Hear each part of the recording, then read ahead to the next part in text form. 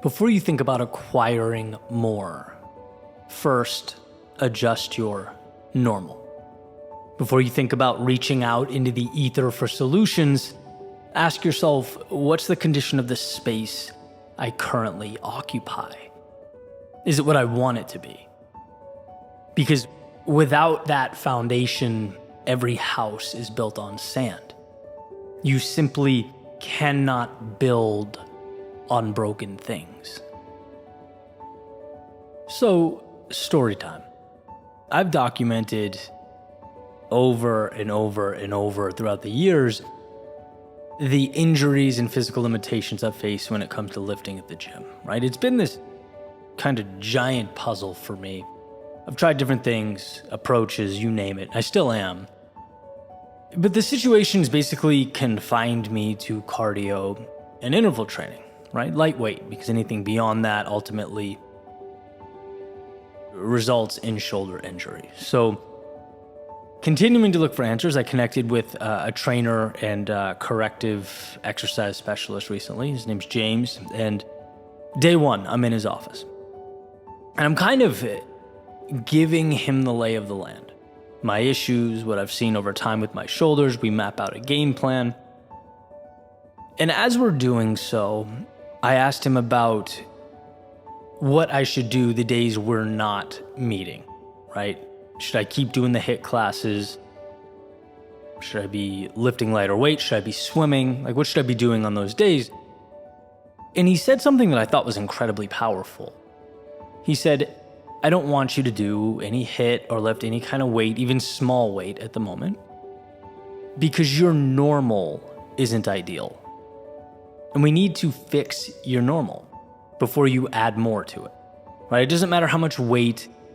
If you're lifting with restriction in your shoulders, you're going to exacerbate issues, right? We need to go down to the roots and correct the problems, right? So let's step back. Let's increase mobility, flexibility, range of motion, and then we start putting on muscle. Patience and an acknowledgement that things need to change are required. It's stepping back to leap forward, right? And I walked out of the gym feeling excited about the prospect of a recreation, like, enough, right? Let's go. I think we've got this. But also thinking about that philosophy and all the times that I have tried to add more on top of broken things. How instead of fixing, I tried disguising. Instead of confronting, I walked away from. Instead of pulling apart and rebuilding, I would attempt to fix the cracks with duct tape, right? Or Band-Aids on bullet wounds, as the saying often goes. Because, look, it hurts to build from the ground up.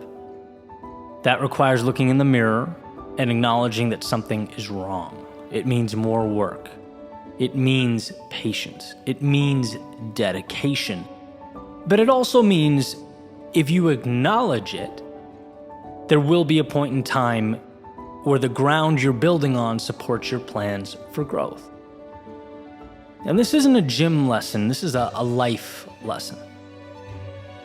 I thought about one of my good friends who years back dealt with substance abuse issues, trying different things, over and over again, doing whatever he could to get sober, but couldn't quite make it happen until he uprooted and changed his environment, where he lived, what he did, who he saw on a daily basis. He changed his normal. And my mind flashed back to him saying proudly that his recreation started with that very difficult tearing down in order to rebuild. I thought of a past relationship in my own life, one that I truly wanted to salvage. But no matter what I did, I couldn't make it feel right. Because the issue wasn't about what we did on the weekends or trying to find remedies to the little things that we fought about. I needed to step aside and personally evolve. I needed to create in myself a new normal. Or even something a little less deep, right? The everyday occurrences, just my productivity and ability to write. With the internet, distraction, posting, and then trying to manufacture the discipline to not check analytics or DMs or comments on the 7 different apps that, I'm constantly working on, right? I can attempt to navigate this minefield all day, try and trick myself into greater productivity, but that's a losing battle, right? To win there, I need to redefine normal. Shut the internet off when writing. Put the phone in a different room. Become the person who distinguishes between the chaos of being online and the valuable deep work that only occurs when you remove yourself from it. My normal wasn't working, right? It was time to delete the productivity apps and just shut the internet off when writing. It's a simple rewiring of normality. And I think we aim to build on broken things because when we do, we can put pause on what our souls know will be difficult work. We're scared. And so we try to trick ourselves into thinking we're doing enough. And what I've found is, you may once in a while get away with tricking other people, but you can't trick yourself. You can't lie to you. Because you know, and your soul knows. Sometimes life simply asks that we step back. We put the weights down. We increase our flexibility, right? There's no strength without a solid foundation. So don't seek out the new without auditing the old. What is your normal? If it's not where you want it to be, congrats. Right, you've acquired an awareness that few seem to grasp.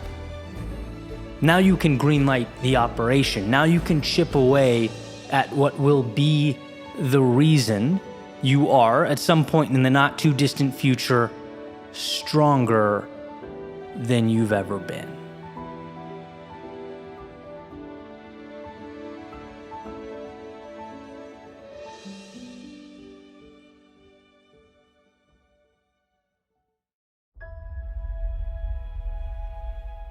Hope.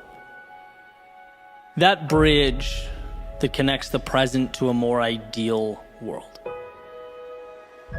The idea that no obstacle is too big to overcome, no situation too dire to emerge victorious, and that you are never confined to how things are. FDR has said, we have always held to hope. The belief, the conviction that there is a better life, a better world beyond the horizon. Why does this matter? Well, to put it simply, before one can leave the situation they are in, they have to believe there is another path worth taking. It's not always seeing, but trusting. It's a tale of 2 components. 1, the belief that something better is out there. And 2, the belief that you are strong enough to bridge that gap to create that world. So let's start with number 1. There was a study done by Kurt Richter in the 1950s, and he used rats. And it was kind of a gruesome experiment, but definitely worth talking about because the takeaway is incredible. Right, and I kind of cherry-picked the relevant parts of the experiment. Basically, he wanted to delve into the role that hope plays in our lives. And what he would do is he would drop rats into a jar of water and observe. See how long they would swim before they drown. And for the most part, these rats would swim for a minute or 2 and then ultimately give up. Right, there was this innate feeling of hopelessness. But then he made a change, and when they were close to drowning, he'd reach in, he'd pick them up, he'd hold them for a little while. And then he'd place them back in the water, and the results between the 2 groups were night and day. The rats saw in the second group that it wasn't over.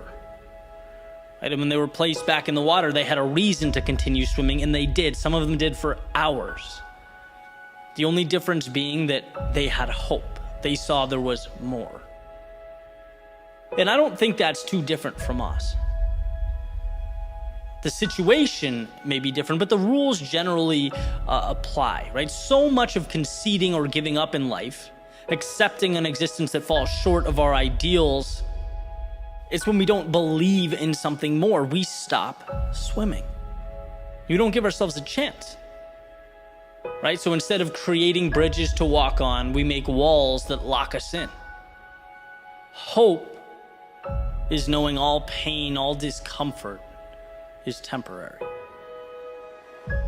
And the second component is belief in yourself. Belief in yourself to traverse that space between current and the ideal. It's self-empowerment. You can be the difference maker in your life and others. And it's funny, the other day after reading about the Richter experiment, I was sitting at a friend's house with my laptop, kind of trying to figure out what to make of it, right? Because the idea of hope I knew was powerful, and then I wanted to share that story. I wanted to write something that would highlight its value, but it seemed kind of unfinished or simply part of an explanation. I'm sitting there thinking about it, and I hear this loud bang over and over again, and I get up and I run to the back of the house, right, to make sure everything's fine, see what's going on, and my friend's standing there with goggles on, this grin on his face and a sledgehammer, and a huge hole in the wall in front of him. And I'm like, dude, what are you doing? You just knocked your wall down. And he goes, yeah, I wanted to make another closet. His family's growing, he needs more space, and he just took it upon himself to make that happen. And I just looked at him and walked back out, started walking to the living room, and it hit me. And this is a component of hope. Seeing what's not there and doing something about it, right? If the swimming experiment is step one, this has to be step two, in real time. Step one, believing, seeing something more. Step two, taking action to change it now, buying into the fact that you have the power to change your own world. And it's funny because any house or room I've ever lived in, my thoughts always, you look around and this is it, right? This is the situation. This is what's being given to me. How do I make the most of it? How do I play within these parameters? Not, okay, this is fine, but it could be better, by smashing down the wall in the back over there, creating something new. And, obviously the message here isn't about home maintenance, right? This is about taking a sledgehammer to the places in your life in which you are not content, so that you can build in its place something that matters. You look around to your left, to your right, and you're unhappy. That's not the end of the story. That's the beginning of the story. That's where the wheels hit the road. In other words, it's looking at life with the lens, with the freedom of knowing things don't have to be what they are. They don't have to stay the same until the universe changes them. No, they can be what you make them. And what life teaches us again and again is that walls can be stepped over. No's can become yeses. Impossibles can become commonplace. But first, there must be hope. There must be an understanding that your world is a 10,000-foot view of all the little stories you tell yourself and the narratives you believe. See, every day when you wake up and take your first steps, breathe your first breaths, know that nothing simply is. No, it is simply chosen and can be remade. That's what makes life such a beautiful thing. It's flexibility. It's promise to provide what has been relentlessly sought out. So remember, it's when you can't find your answer, when the odds look grim, when the rest of the world tells you no, that you most need hope. Hope, the power, the strength to look within yourself and remember that one life can change and two, you can change it. Armed with this understanding, nothing is impossible. When others fail to see the answer, the light in themselves, in the situation, you become the reminder that light is internally manufactured. We aren't given answers so that we may believe them. We are given the opportunity to believe, and thus we create that ending we hope to pursue. And without this, life is nothing more than a permanent status quo. It's holding our hands to the sky and receiving what life chooses to provide. But that's not why you're here. It's not why you woke up today. Not to accept, but to create. To find hope in the tragedy and the hardship, and to find within yourself the strength to move forward with whatever you decide comes next.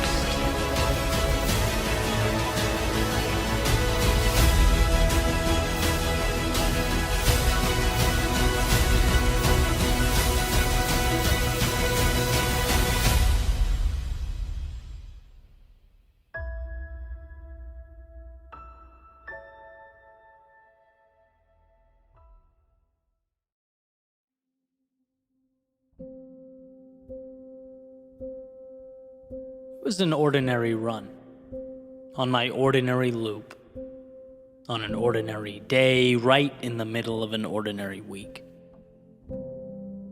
I rounded the last corner that I'd encounter before finally returning back to the street that I lived on. Beautiful sunny afternoon. I remember the sun bouncing off my skin, the sweat dripping down my face. I was looking ahead, but not really at anything, more so lost in my thoughts. Then out of nowhere, this little butterfly kind of swooped in, appeared right beside me. And it seemed, as it floated through the air, to link its pace with mine, effortlessly gliding. I looked over at it, and back at the ground, over at it again, back at the ground. And for a second, I wondered what it would be like to be one of those flying machines. The ones built for flight, navigating the sky with no restriction. What a feeling that must be. And as I looked over for a third time, it had slipped back into whatever types of things are important to a butterfly on a warm June day, but realized, as I carried forward, alone again, that for a few seconds we were side by side, it in the air and me on the ground. I hung in there with the flying machines. That's right, the creatures with wings designed specifically for flight. I was, for a time, amongst them. So what truly separated us? See, my whole life I have drawn lines. Lines that separate them from me. From can and cannot, from possible and impossible. There have been times where I saw reality as pre-packaged. Basically as though you get what you get, factory, stock, out of the box. It took a long time to see what I wanted, and instead of saying, hey, must be nice, or they have it made, to instead ask, how can I reverse engineer that outcome? What do I need to do now to get what is ultimately available? Because it's very available and it's very real. Just because you are not built like those flying machines doesn't mean you can't run alongside them. Join their ranks. Become one of them. The thing is, instead of drawing walls and building parameters, you have to give yourself permission to adapt and evolve. I was thinking about this the other day, as one of my best friends was sharing some of the work he does with his real estate portfolio. He was talking about some of the lessons learned on social media, and it was met with resentment, disdain.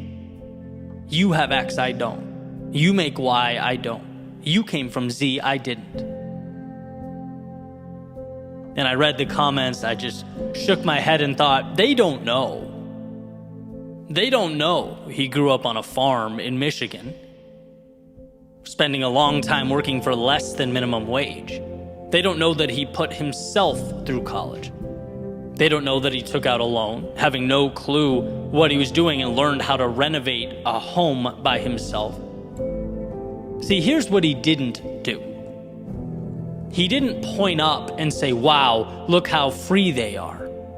Must be nice. No, he asked, how do I run alongside them? I am not an observer. I am a flying machine. Because the truth is, we can do so much, become so much, once we've erased the mental lines that we've drawn over the years. Once we give ourselves permission to join that little segment of reality we've deemed to be ideal but have yet to walk towards. Nothing happens to the ordinary moments, the ordinary days or weeks or months, until you realize ordinary is just a label you've been placing on the pathway to extraordinary. Everything you need is there, except your past willingness to walk through it. And today is a new day. You will take to the sky in your own life when you stop drawing lines around everything you want and compartmentalizing it as not for you, and instead run alongside the life you want as though it was already yours. Life is not a game of those who are and those who aren't. It's a game comprised of those who will and those who won't.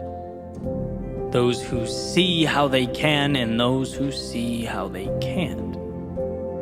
You can wish, hope, and watch time fly by, or you can join the ranks of the flying machines that leave all that behind and take to the sky.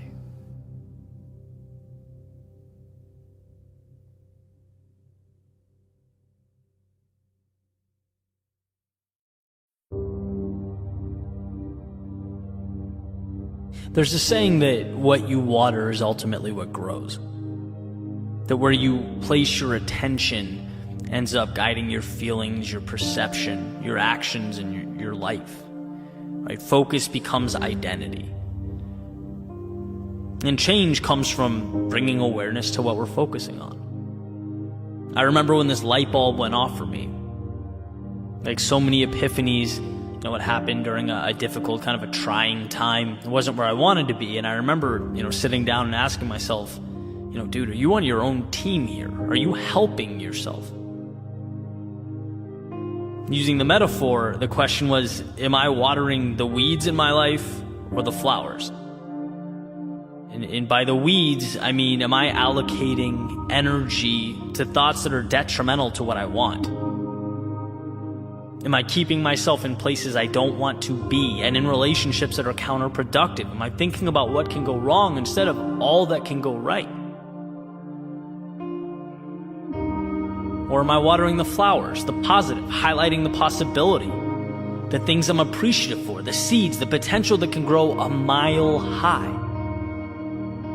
See, I've always known the value in choosing to see the possibility. But the million-dollar question is, how do you remain aware? Because that's the thing about weeds, they're sneaky. They'll take control of your life without letting you know they're doing it. So I'm thinking this through and it dawns on me, this is not complex. This is simple. It's one, identifying where you want to be, and two, analyzing your actions based on those priorities, right? That's it. And so for every pillar of my life, health, relationships, career, finances, I made 2 dots. One for where I am and one for where I want to be. Everything in the middle is life. The ups, the downs, the joys, the sorrow. Everything in between is the path, the line.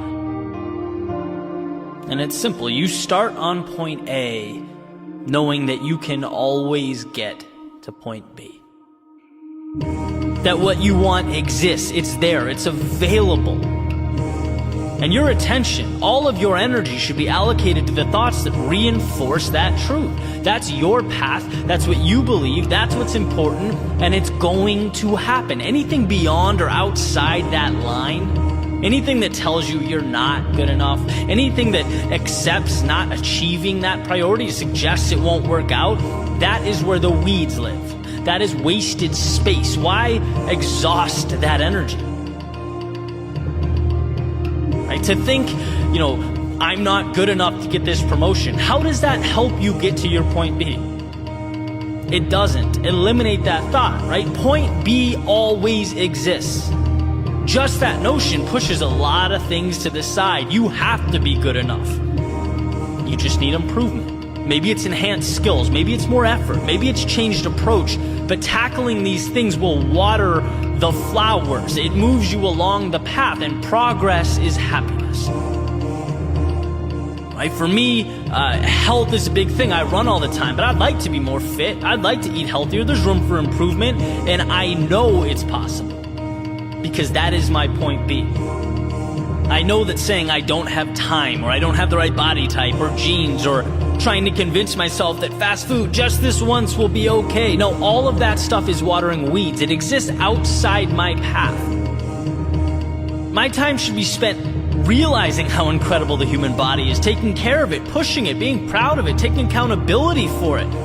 That's me. I only get one of these things, even if it's just a little at a time. That's the beauty. Simply existing on a path and revolving around your ideals, your vision, your priorities brings about joy. Negativity, it truly is a learned thing. It's manufactured. All there are in life are circumstances. Circumstances that are neither positive nor negative, just pieces. And you decide what to do with them. Do you focus on the negative? You can. But that won't put you in a position to change your circumstances or bring about happiness. When you decide to see the opportunity, you free yourself from the shackles of fate, because destiny never put you in the situation, you did. But guess what? You can take yourself out of it. A field of sunflowers grew one root, one stem, one petal at a time. The same field that was at one point nothing more than dirt and weeds. It was always possible, and so is your ideal life. You just need to water the things that matter.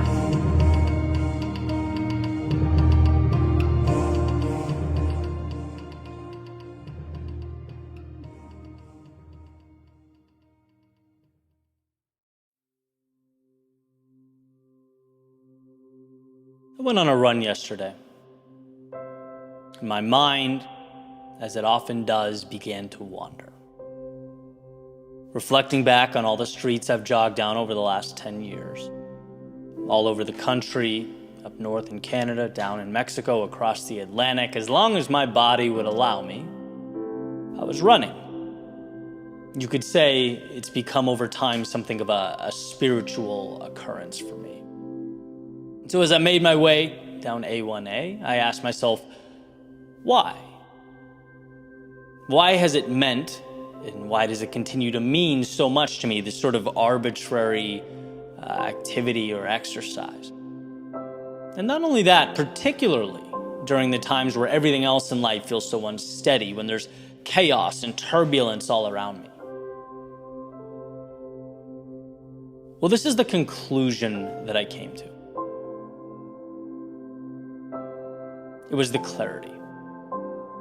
It was the simplicity that continued to pull me in and keep me going. See, when I was running, I always knew what I had to do. And there was calm in that, reassurance. Perhaps most importantly, a purpose. Looking back at those days where it's 94 in Miami in August, the sun's coming down, I'm suffering through the run. Or days where I'm running through storms, thunder, cracking all around me, my heart racing because I know it's kind of dangerous to be there, but what am I going to do? I have to keep going.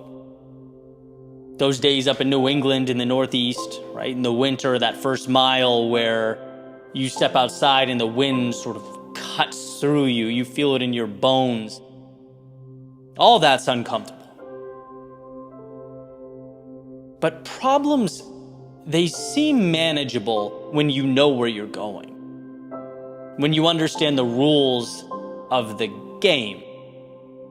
And the rules of the game, every time I laced up my shoes, they were simple. You start at one point, and you don't stop until you arrive at the other specified point. It placed stability into an ever-evolving landscape. It reminded me, during the most difficult times, what it was like to be in full control.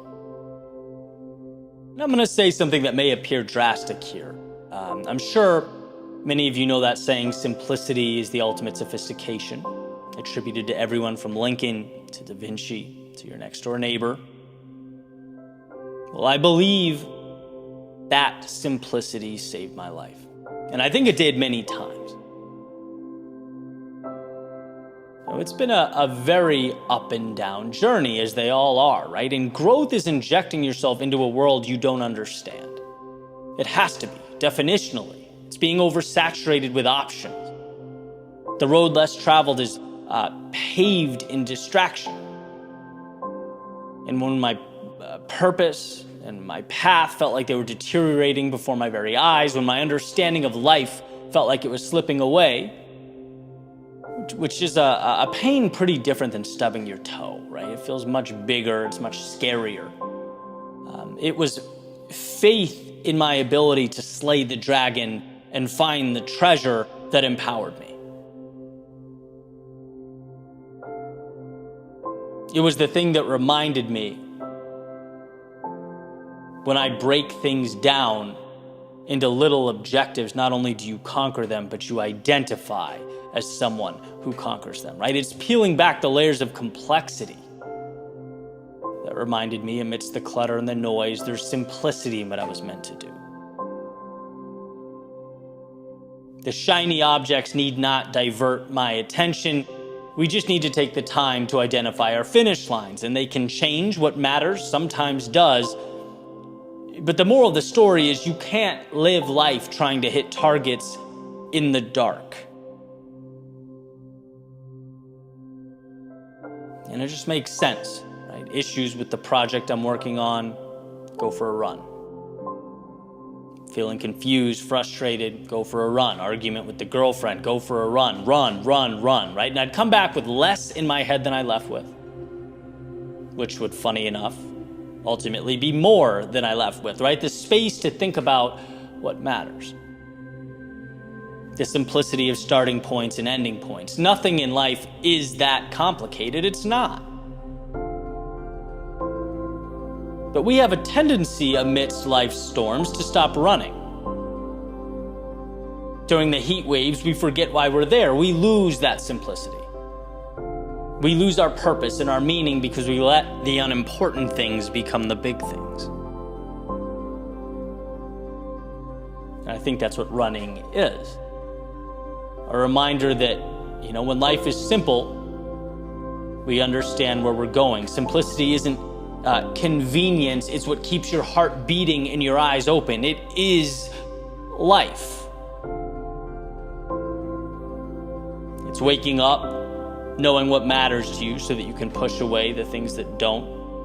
It's that reassurance that, there's a world of infinity outside the window, but what makes you brilliant is that you can identify and latch on to a small few things. The world around us often says, we need to use the whole canvas.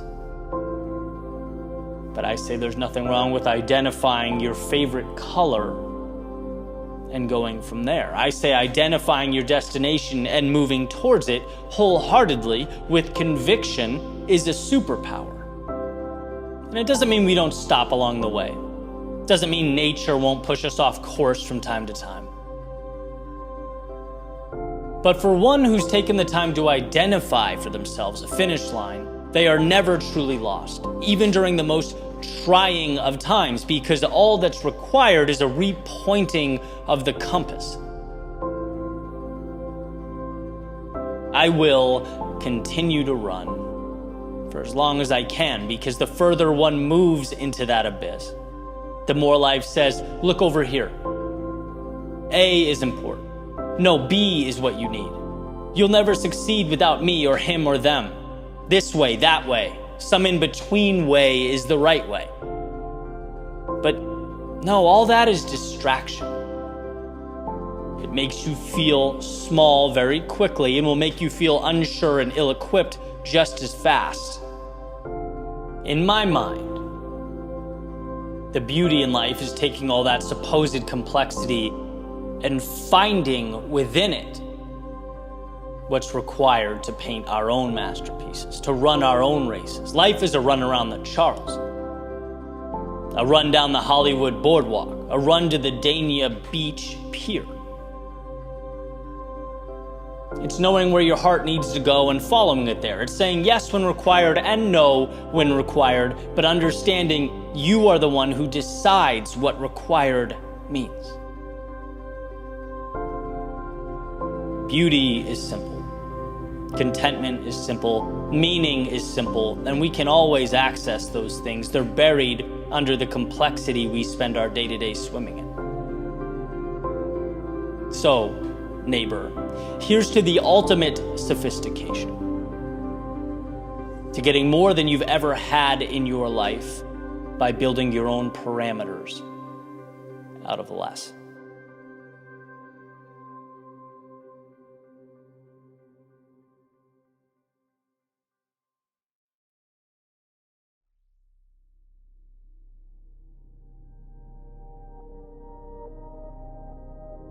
Courage takes many shapes.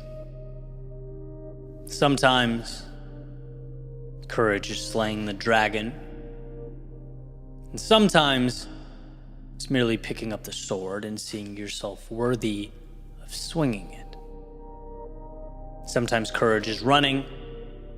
Sometimes it's walking. Sometimes it's crawling.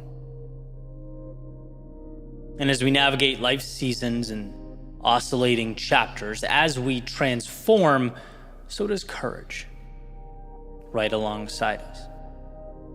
It's relative. And understanding that can not only change your life, it can save your life. I recently got in touch with an old buddy of mine from childhood, hadn't talked to in years at this point. And he's been going through a rough time, a series of unfortunate events, and because of that, fallen into a bad place. And he's just a top-tier dude, huge personality, lights up every single room he walks into. And pretty quickly as we're talking, I could tell that it hurt him to walk me through, where he was and what he was going through. Almost as though there'd be some sort of judgment on my end. But see, here's the thing.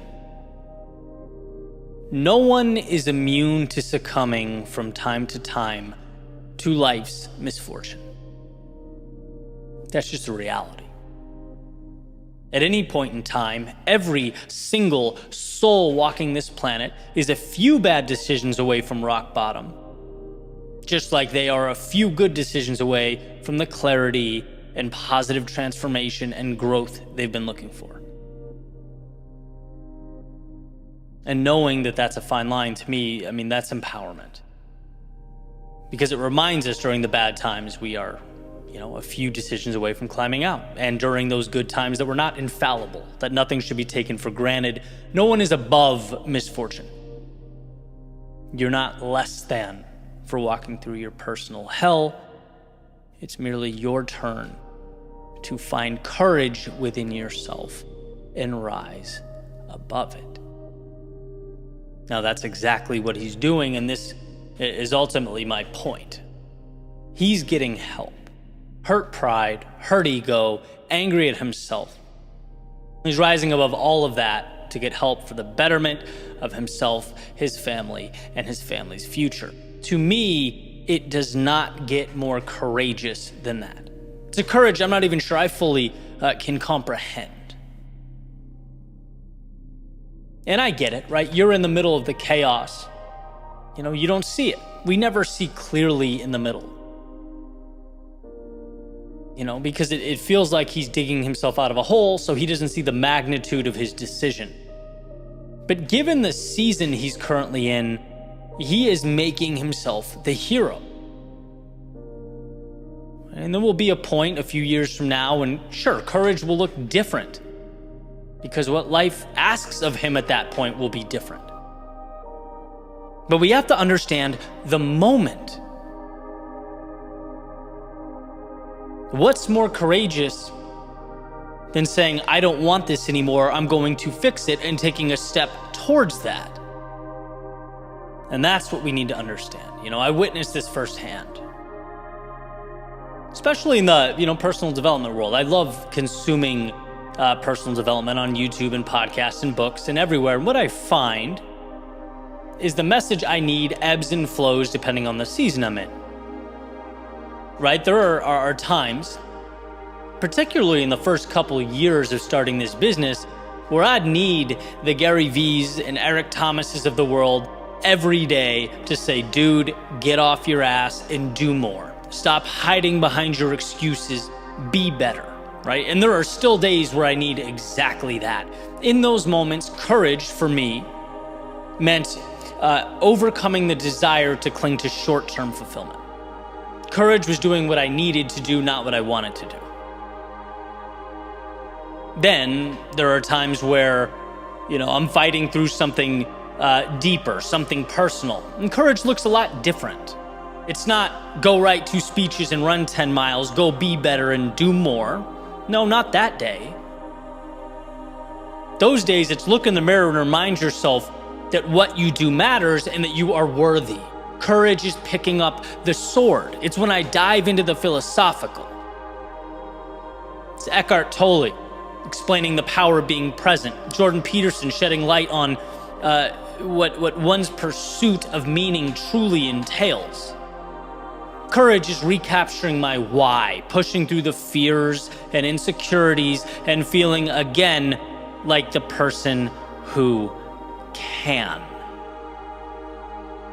And so the bottom line is, as I evolve, as I change, as life ebbs and flows, courage changes with me. And sometimes the smaller action in a particular situation is much more powerful, much more meaningful than a big action taken when, things are going well and the stars are aligned and life is smooth. Perfect example, something that almost always chokes me up, and I'm not exaggerating, seeing someone who's overweight and you can kind of tell they're struggling through jogging on the side of the road, right? Because I know how insanely hard that is to begin a journey of that magnitude. To look at one's life and say, hey, I'm changing the situation, right? To lace up your shoes and suffer through a run outside or even a walk outside. Think about how powerful that statement, how much it took, how much fear and insecurity was pushed aside in the pursuit of something better. Now imagine what would be missed. Imagine what a loss if they didn't celebrate that victory, their strength in stepping outside that day. Why? Well, because their neighbor ran 10 miles, they only ran 1. But that's the thing about courage. It doesn't look the same. Who cares what the neighbor did? Do you understand what just happened? His courage to push through a 10-mile run is astronomically different than your courage to shift your identity, to transform into someone who runs. Again, there will be a point in time when what courage means for you changes, but understand the now. Celebrate this in how remarkable your action in this moment. And I hope I'm able to communicate the variance there, right? Like sometimes courage is finding a way through, the fire in your lungs and pain in your legs to get your split from 6 minutes a mile to 5 minutes and 45 seconds. And that's amazing. Sometimes courage is getting out of bed. It depends on where you are and what life is giving you. And I promise you, it's not an excuse to do less. Everyone wants to grow in some capacity. I know I sure do. This isn't a cop-out, and I don't think anyone listening wants to be patted on the head and told, hey, you're wonderful just the way you are. Don't change. No, the meaning is in the evolution. What I'm saying is, I've seen in others, some close to me, and I've certainly experienced in myself, that misunderstanding what courage means in a given moment ends up hurting more than it helps. It creates and highlights a gap where a gain should be. Courage has many shapes. It will transform around you all your life. So take the time to understand where you are. Take the time to explore what the next steps look like. And give yourself grace, give yourself appreciation for taking the required steps. Courage is not measured by what you want to do 3 years from now. It's not measured by what your neighbor's doing. It's not measured by 40 steps down the road. Courage is finding it within yourself to do the most important thing in your life now.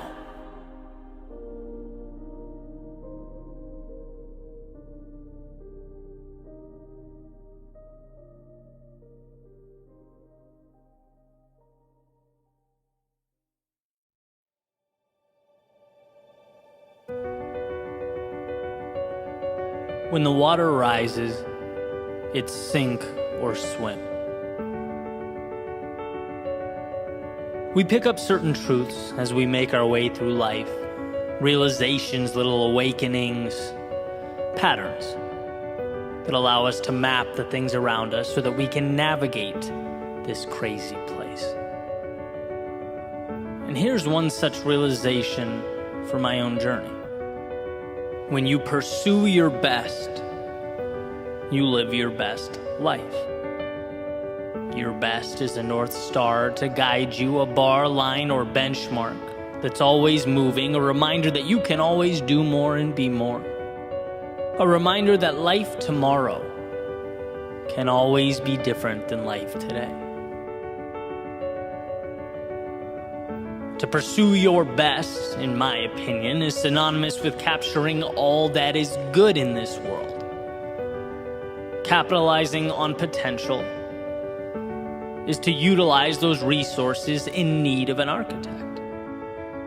That pen in need of a poet, brush in need of a painter, story in need of a writer, or populace in need of a leader.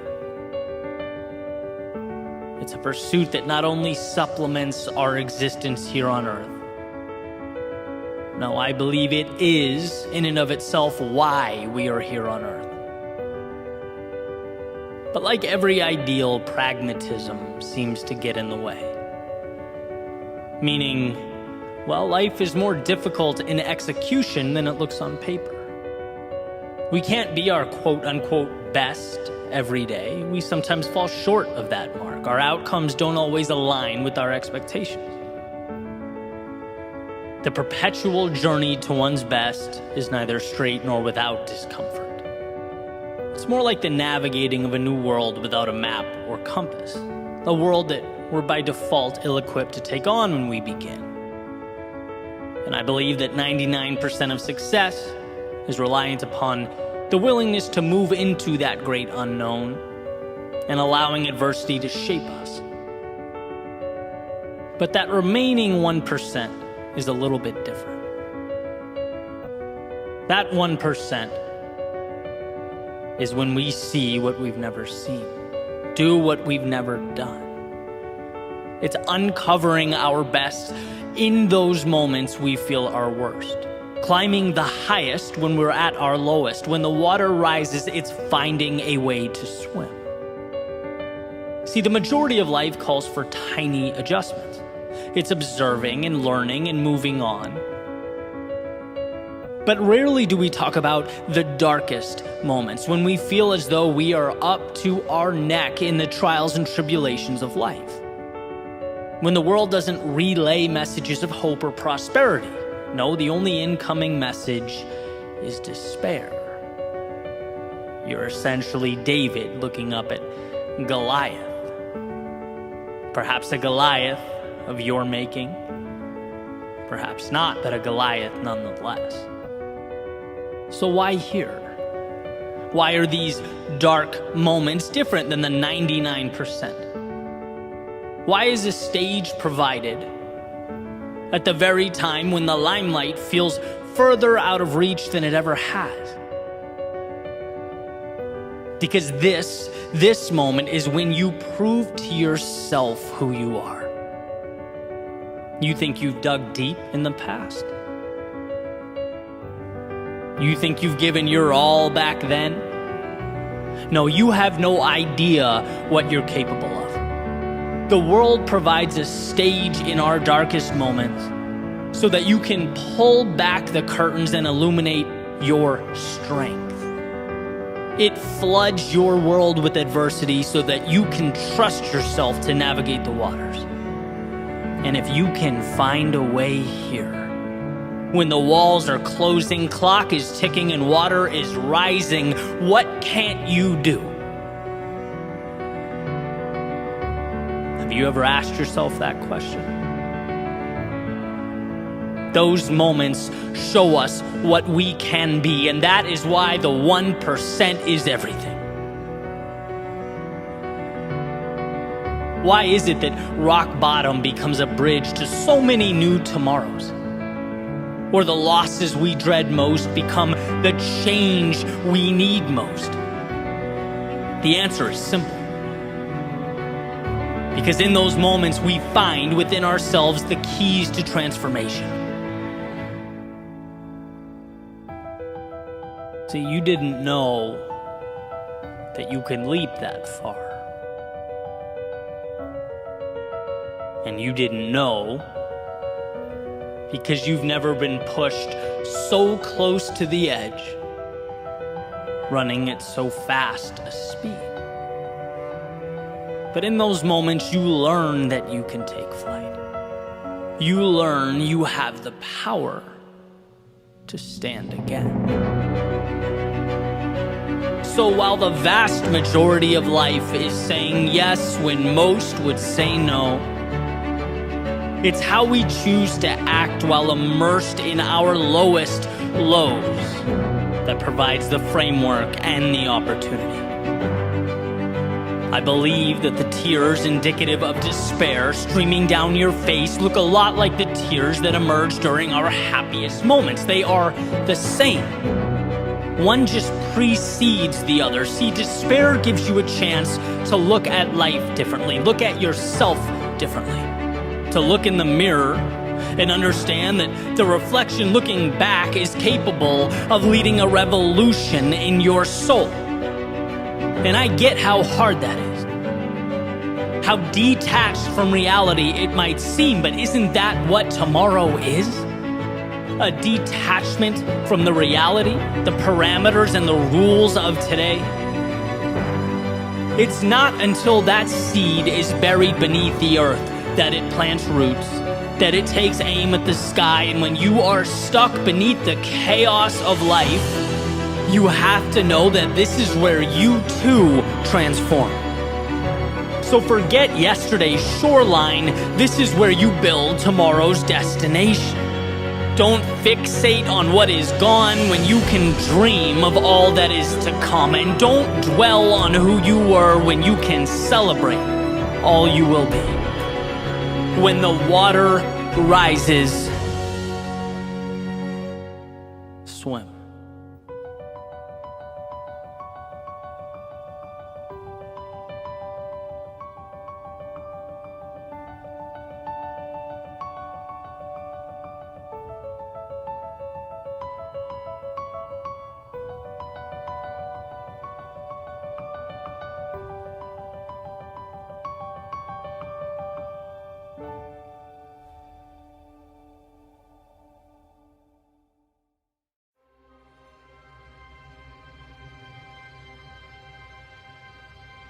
Feeling stuck is a feature, not a bug. Having moments of doubt is a feature, not a bug. Losing perspective from time to time is a feature, not a bug. There's no way to step out into the world and avoid these things. Therefore, the question is not, will these moments arise? The question is, when they inevitably do, what will you make of them? And I think that fork in the road is often very misunderstood. How you look at the world around you is everything. Not because, as the great Tony Robbins says, you close your eyes and chant, there's no weeds, and they're suddenly gone from your garden, but because it's indicative of the choice we have. That when something happens, we don't always get to control how it unfolds before us, but we do get to choose what it means. And that's it. A simple decision.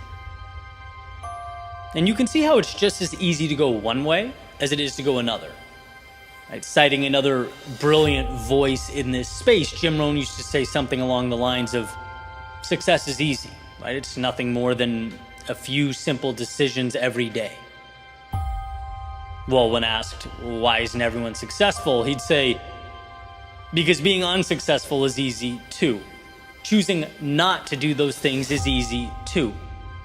Right? Everything is about your decoder. The world provides the pieces, but it makes you the architect. And so, what are you building? The ones who have had the greatest impact, designed beautiful change, added value to the world, they did it through chaos. Yet, those who are the angriest, who've done very little with the gifts allotted to them, they'll cite some variation of chaos for the reason they haven't succeeded. It's the lens, it's the decoder, it's the fork in the road, and you choosing which direction you will take. If you're feeling trapped in a routine, you have, in some capacity, taken the pieces around you and created a story of limitation. You're forgetting that nothing is stopping you from trying something new today, taking a risk today. When you're feeling insufficient or like everyone around you has it all figured out, you've taken the pieces and created a story of imaginary adversaries. This is not you versus the world. It is you versus you. This moment has given you a fresh start, a chance to find alignment with that which is meaningful to you.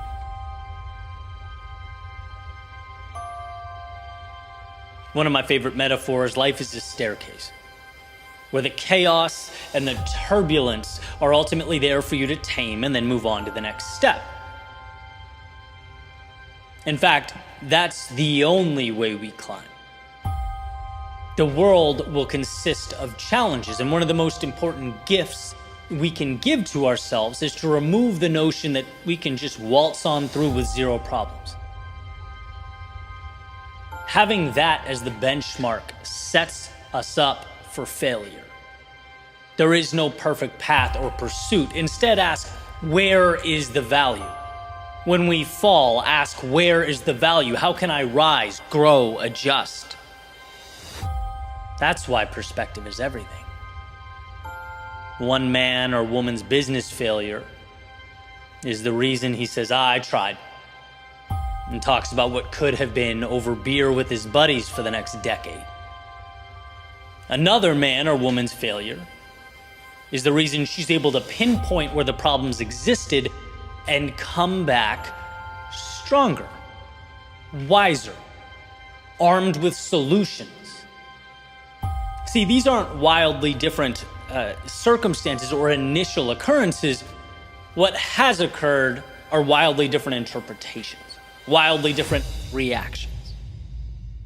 Trust me, I'm human. I get the instinct to point out at the world, to shake your fist at the sky, turn your back on the opportunity. But in truth, that's the only way to ensure value is not obtained. There's a Stoic anecdote about a teacher on a boat out at sea during a storm, and it's enormous, right? The waves are crashing over the side of the boat, rocking the boat back and forth. And that teacher turns pale just like everyone else. He freezes in fear just like everyone else. The only difference is the teacher is not crying out or screaming, right? And the message here is that the initial reaction, that's human. It's human to feel anger. It's human to feel frustration, fear, doubt. The difference comes down to, can you pause? Can you collect yourself and instead of immersing yourself in the emotion, ask, what can I become from this? That is power. A relationship ended. Okay. How can I now plant a seed to greater fulfillment? The plan didn't work. Okay. Why? What can I learn that will be advantageous on the next approach? I'm lost. I don't know what to do. Okay. Instead of thinking less of yourself for the lack of knowledge, how about appreciating the fact that you've established a foundation upon which a solution can now be sought? Losses do not exist so long as adversity is pointed out and transformed into value. And whether or not that happens is entirely up to you. When it hurts, there is value. When you're down, there is value. There's always something so long as we learn to find it. And that's what will make all the difference. Adversity is not avoidable, but living right means knowing it can't be avoided because it's a requirement. It's from the chaos that calm and order and meaning and growth and momentum are obtained. So even though you may be tempted to turn your back, to run or cry out when the winds are strong and the waves come crashing down on your reality, remember that you can not only withstand the disarray, but you can come out on the other side stronger.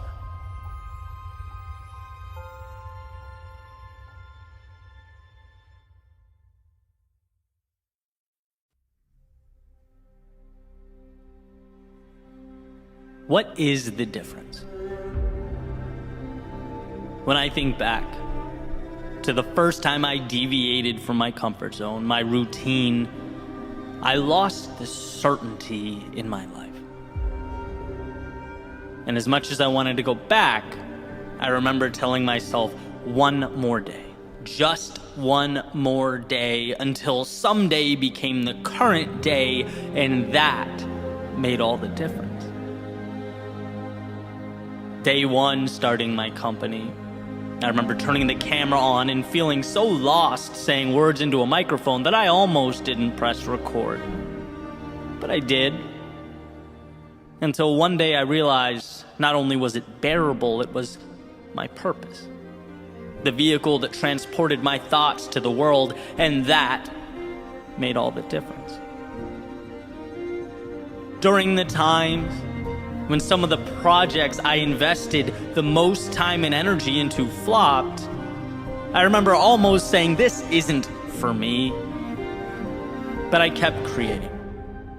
I kept creating until I found that intersection of what I love and what adds value to the world, and that made all the difference.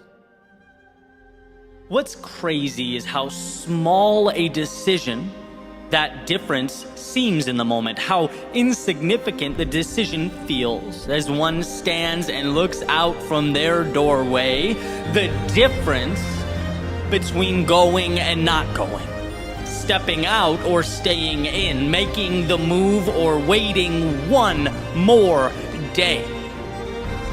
That difference is sometimes disguised in a cloak of triviality, but do not be fooled.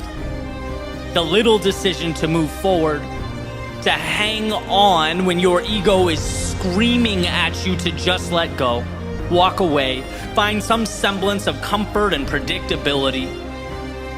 Those decisions to endure in the moments of hardship are what we come to look back on as the turning points that reshaped and redefined life as we know it. The courage required to make the call, release the video, register the business, send the message, reconnect with that loved one, deviate from what your friends are doing. All those things, they may seem small enough now to spend a minute or two thinking about before moving on to our routines and what we are comfortable doing.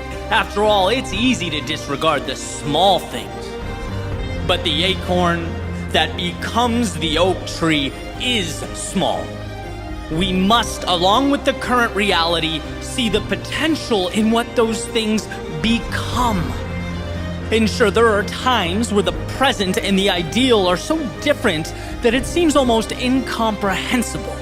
But how do we get there? We get there by making the little decisions that will ultimately make the greatest difference. You are always one decision away from that evolution. So next time you find yourself looking down at the step in front of you, the step you know in your soul is the right step, remind yourself, yes, it sure would be easy to walk away here. It sure would be easy to turn back. Yeah, it's just one tiny step. But in totality, it's exponentially more than that. It's the lifeblood of your new reality. The water to your sea, the oxygen to your lungs, the crossroads in front of you will be, with your permission, the beginning of something larger than life. It will ultimately be the difference.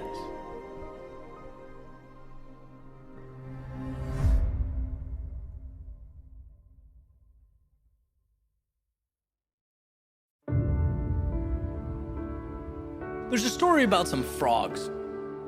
And, these frogs, as they're sort of making their way through the woods, the ground breaks underneath them, and two of them fall into this little pit. Way, way, way down. They tumble, and eventually they hit the bottom. They're looking up, and they're realizing how far they've fallen, right? Moving around, panicking, essentially coming to grips with the situation that they're now in. They start frantically jumping, trying to climb the walls. And as they're jumping, the frogs on top are looking down. And they're basically yelling, look, we're sorry this happened to you, but this is a lost cause. There's no way out for you guys. There's no need to jump around. This is a futile situation. Right? But they continue to jump, and they're not willing to come to terms with that possibility. Not yet. And again, the frogs up top, they yell down, there's no way. It's over. You're going to die down there, guys. You need to ultimately face that. And one of the two frogs in the pit does concede to the situation. He hears the voices and, he stops jumping and makes his way further down the pit, and he dies. But the second one keeps jumping and adjusting his approach, trying different things. Ultimately, he does get out. He climbs over the ledge, and when he gets to the top, he's confronted by the others. And they come up to him, they ask him, hey, didn't you hear us yelling down that the situation was impossible? Didn't you hear us say there was no way out? And as it turns out, he didn't hear, because this frog was deaf, right? So he couldn't hear a single word, and this ultimately saved his life. Not because it helped him do the miraculous or the impossible, but because it blocked out the outside voices attempting to tell him what possible is. Look, there will always be doubters, skeptics, and cynics. As Aristotle said, there is one way to avoid criticism. Do nothing, say nothing, and be nothing. But the beauty is that these voices have one thing in common, and that's their irrelevance. Because there's one voice that matters in the writing of your story, and that voice belongs to you. Never forget how much control you have. Never forget who holds the pen. Things are real when you make them real. Things stop when you stop. Things change when you change them.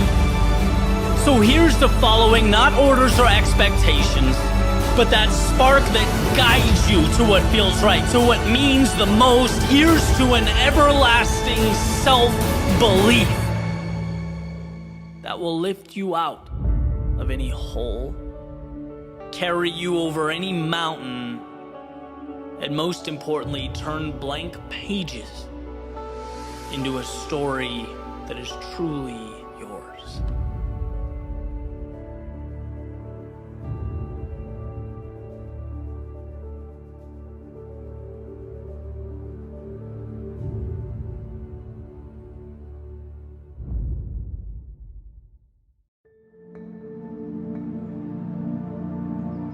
Can life change in a day? Well, what if we made today a day of action, of being decisive, of promising ourselves that our goal or objective is to make a single move, however small?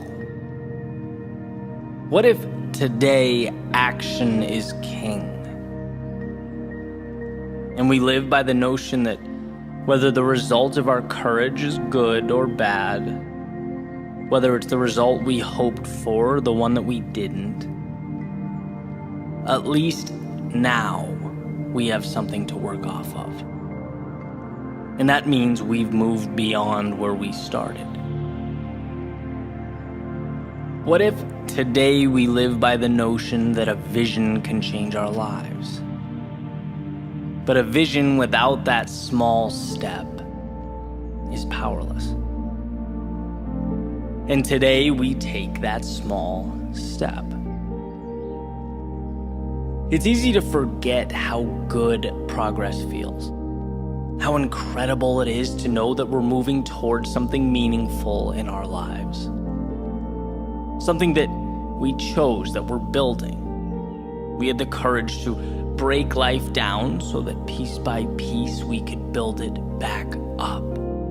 We are our happiest when we are progressing.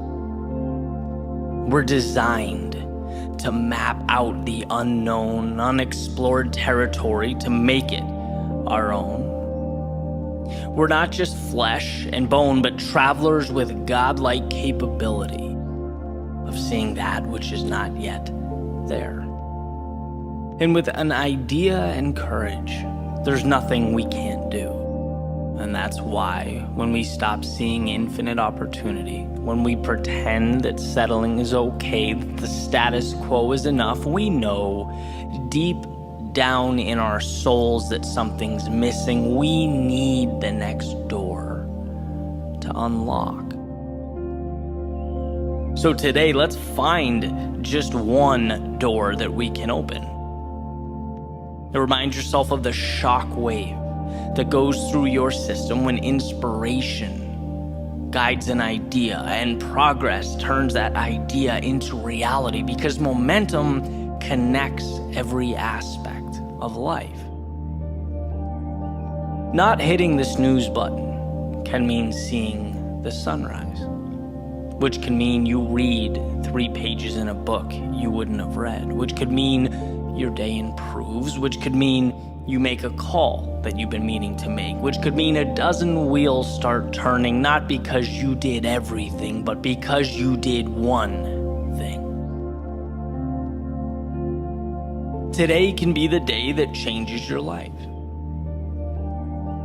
And you don't even need the miraculous to make that happen. You just need to push back against the normalcy of your everyday. Create little microcosms of chaos that you can tame, you can understand, make your own, and then stack on top of each other. Today, treat that little voice of uneasiness or nervousness in your stomach as assurance that the path before you is the right one. Remember that almost all decisions are reversible, but that a decision at least puts you somewhere, right or wrong. It moves you along and shows you more of life, the things, the people, the places you've never seen before. And the only bad decision is no decision. Some folks never move towards meaning, towards the things that they want in, well, their entire lifetime. Because they didn't realize it wasn't an earthquake they needed to shake the old world at its foundation. They needed to make one decision. One decision that might be wrong, but at the very least would reassure them that wrong decisions aren't fatal. A decision allows you to remap a new reality and take another step and another and another. You can change your life today by picking your arena and simply stepping into it. You don't need to be the best or the greatest or the most innovative. No, that's for another day. Today, if you want to change your life, open the door and step in. You'll be amazed at what transpires.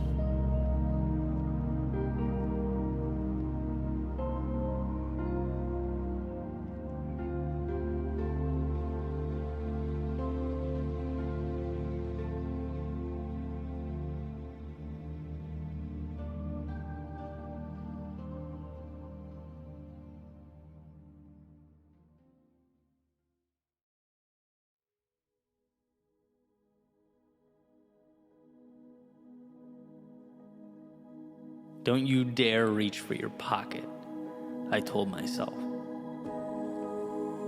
In fact, take that phone and go put it in another room. Shut your internet off, set your devices to do not disturb, and think. Please, think. You are losing yourself to distraction.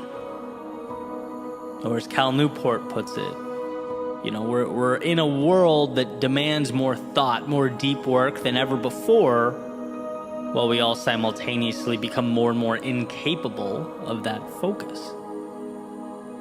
And to me, it feels like more than a chuckle at our outrageous screen time or a self-deprecating joke about how reliant we are on our phones, the dopamine hit.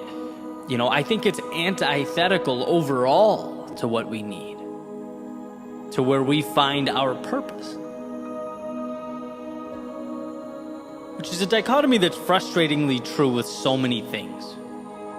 Right? That balance. For me to have a digital business that means so much to me, that I'm so proud of, but also tiptoeing around that same digital world like it's a hungry lion capable of devouring me.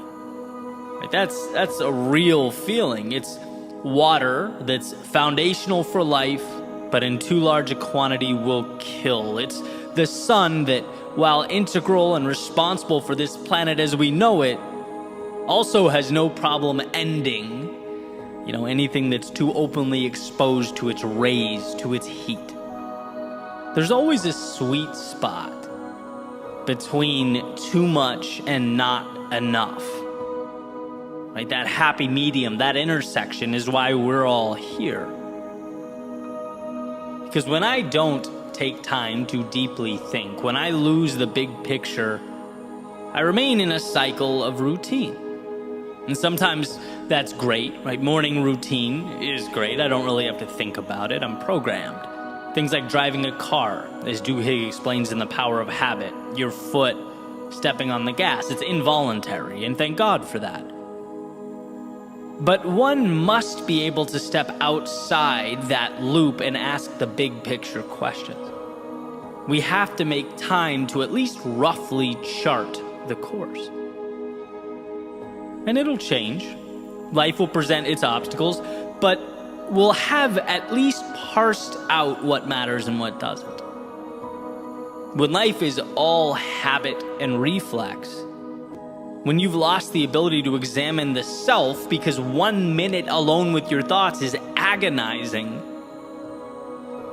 well, you won't be able to see past the surface of who you are and what you're capable of. I want to be clear here, this is not me complaining about perhaps the most prosperous society ever to exist. This is me saying, there are some dangers that we way too easily overlook. That when you outsource your thinking, you outsource your future. And it's not hard to fall into that trap. I just referenced the book Deep Work a few minutes ago. I think it's one of the most important books someone can read in this day and age. Cal Newport talking about separating ourselves from distraction. And I remember the day I first listened to that book, I was sick, so I wasn't on my usual run. I was walking, and because of that, I felt this urge to, as the book was playing, to reach into my pocket and check for notifications. And it was eye-opening. It's like we are scared to completely immerse ourselves in solitude. But solitude is where we uncover so much. Silence is where we hear what our souls have to say. It's where we understand who we are. My favorite Joseph Campbell quote, "The cave you fear holds the treasure you seek." And man, I hate to say it, but I think being alone, even for a short period of time, is that monster lurking in the cave. The one we're scared to confront, even though it's what we need. Solitude is the demon we are consistently masking in a constant influx of media and small talk and DMs and emails. That stuff has its value, but it's not real. In the sense that I find it disconnected from purpose. So here's something that I've been doing, and I would suggest that you give it a try. It's been certainly helpful in my life. And start small, even if it's 15 minutes, but take a walk by yourself. No phone. And it's challenging at first because, you want to be consuming something, even if it's, educational, valuable, still, right? No phone. Solitude. Think about life. Think about who you are. Think about what you've always wanted and where your current reality aligns. Think about how much you have and how lucky you are. Think about any or all of these things, but think. Let your mind go where, amidst the push and pull of life, you don't often let it wander. For example, some thoughts from my walk today, some of it random, sporadic noise, some of it more valuable than others, but all of it valuable because the process in its entirety is valuable. I spent some time thinking about the week ahead, the things I'm excited about and how to prepare for them, and realized one of them I didn't want to do. I then had that debate with myself, well, do I not want to do it because it doesn't align with my goals or because it makes me uncomfortable? Came to the conclusion that I think it's the latter, so it's staying in my schedule, but I'll reassess. I thought about Florida. I consistently think about how lucky I am to be down here after living in so many cold places. It's just such a beautiful environment and, one that I don't take for granted. I thought about a statement I just heard from a professional athlete after his surgery, talking about how hard it was on him, but that he would rise from the ashes and he would have the best year of his life. And, my mind went to one of the most important rules of leadership, that it's not about you or your rise or fall, right? To lead is to make it about the team, about the overall goal. And how grateful I was to come across that video, to see that and really dissect it. Sometimes the best ways we learn is by seeing what not to do, right? And I'll take that with me. I'll take that understanding with me on my own journey. Last thing I remember, I thought about some of the books I've been consuming. I've taken in an insane amount of books over the years, but I've practically stopped reading physical books, right? And now I consume mostly on Audible or other audiobook methods. Made me wonder whether the value is equivalent, how much that varies from person to person, maybe something to research later, right? That's all I remember as I sit here now. But the point is, this is stuff that if I don't immerse myself in solitude and break through the barrier of boredom, I don't get to. And maybe you go through a week where you don't find much. But as the saying goes, right? One idea, one concept, one epiphany can truly change the dynamic of your life. It could change everything, right? There are answers just beyond the realm of distraction we operate in. Some of them pertain to trivialities like the audiobooks and the cold front. Some of them pertain to your goals and your development, who you are, where you're going, and how you'll get there. As Newport says, to simply wait and be bored has become a novel experience in modern life. And while his emphasis and focus is primarily on work and creating an environment to be productive, I want to suggest that it's not only our work that needs saving, but ourselves. We can't lose touch with what matters most. We can't become so shallow in our thoughts and our actions that the beauty remains buried away. There is something in you that's untapped, unfinished, raw talent or desire. There are pieces of you that need to be assembled, and if left alone, will wither away, unremarkably, quietly, and probably without your noticing. So my ask is that you think of this as more than, me cheering on long walks. It's not about the walks, right? It's about time alone with yourself and what that opens up for you. It's about recognizing the spaces we need to carve out from the outside world, so that when we re-enter the outside world, we know who we are. We understand where we're headed. We don't go where the wind blows. We are able, as the saying goes, to adjust our sails to get to our destination. All you need is more time with you.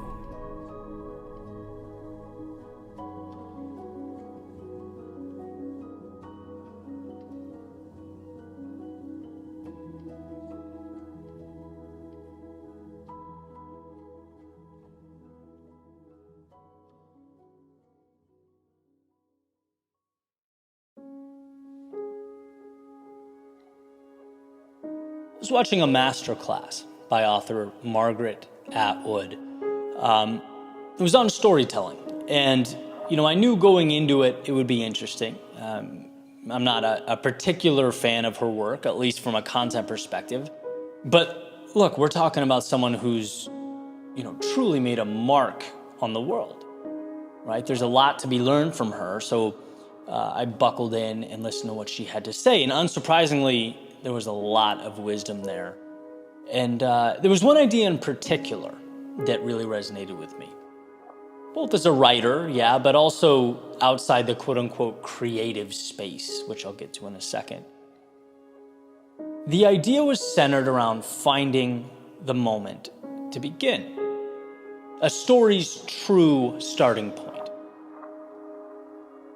And it was interesting. She said, people think stories start on page 1, but she'll pick up a book. And I don't remember if she was referencing new authors or maybe a book just off the shelf at a bookstore. But she'll be reading it and she'll think, okay, so this story really begins on page 10. Right? That's the starting point. I think she even referenced her own writing process, being a few chapters in and thinking, this needs to be the starting point. Got to cut away the other stuff and move this up to page 1. And, understanding that's obviously important for those looking to entertain and captivate an audience. You need to give the reader a reason to stick around. But I could also very easily draw a parallel from that to, a bigger picture, our real world. All I could think about was, what story are you telling yourself and where did it start? Or more importantly, has it even started?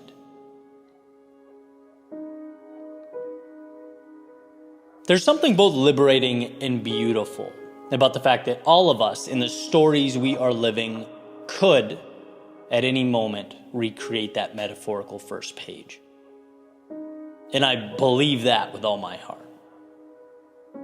Like we think, page 1 started years ago. This is how things are now. This is where I exist in life.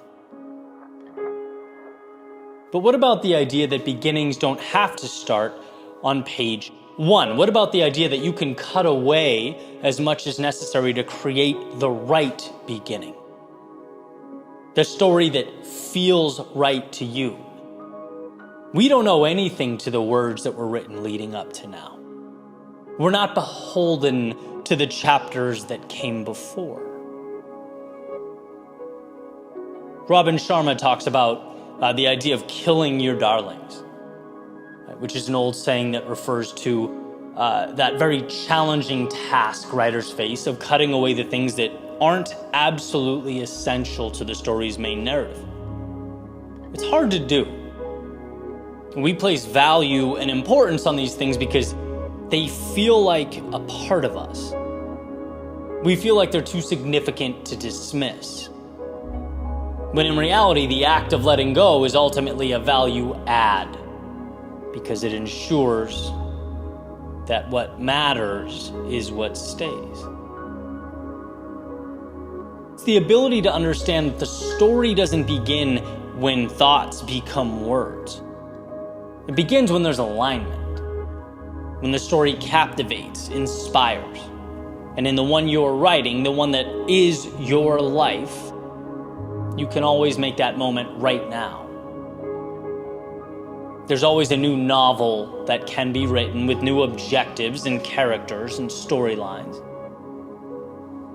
It's okay to chop anything that led to this moment. It's okay to create a beginning as you stand here today, right? It's the idea of sunk costs that changed my life years ago. Just because you spent a long time making a mistake doesn't mean you need to continue making it. Just because you've been writing the story of your life for years doesn't mean the beginning is behind you. You can start this novel here. You can begin this epic adventure now. And I think there's tremendous power in looking at life like that. It's never too late for a new beginning. It's never wrong or impossible to, even at chapter 4, put your finger down on a new starting point and say, this is where it all begins, where the new ideal takes shape. We are all authors. And if authors have anything, it's control over the narrative. It's the ability to design a world that aligns with the one they imagine.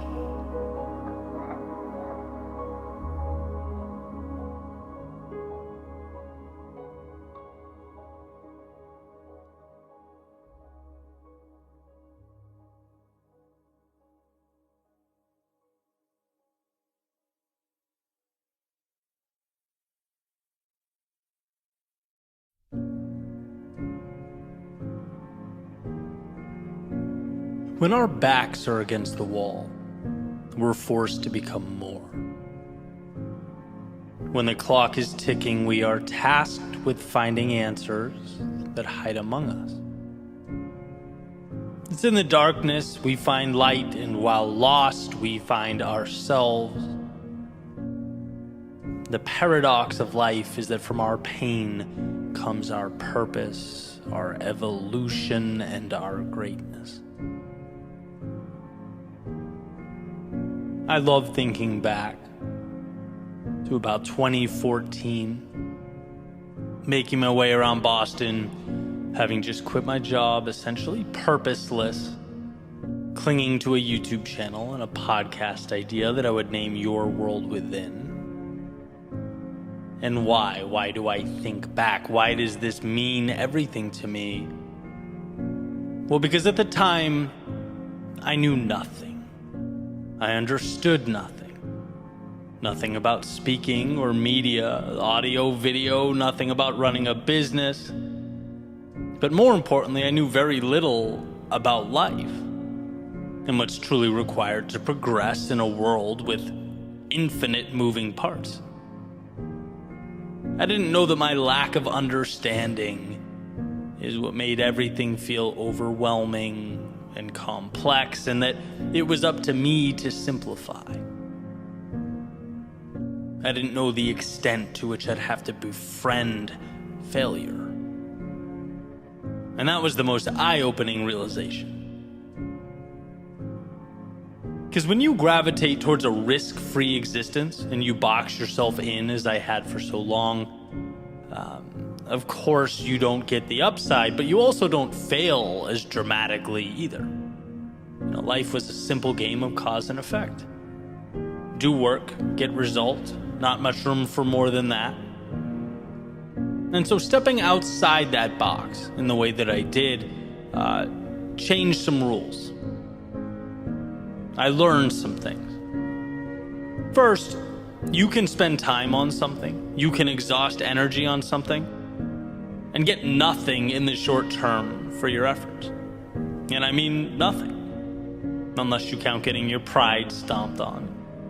Unless you count your friends disappearing when you need them most. Unless you count self-doubt and a constant worry about not amounting to anything. I mean, these are very raw, very real human emotions.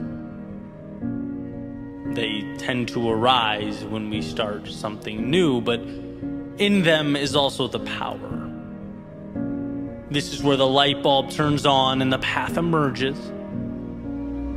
It's where I learned that we only get what we want when we endure what we don't. And what a foreign concept when you think about it, right? It's like, Eddie, take this mic. Go stand in front of this audience and pour your heart out. Your knees are shaking, chest is pounding, but dude, trust me, it'll be good for you. And funny enough, it was. It was because the fear in my stomach became the indicator that something new, something exciting, something more was around the corner.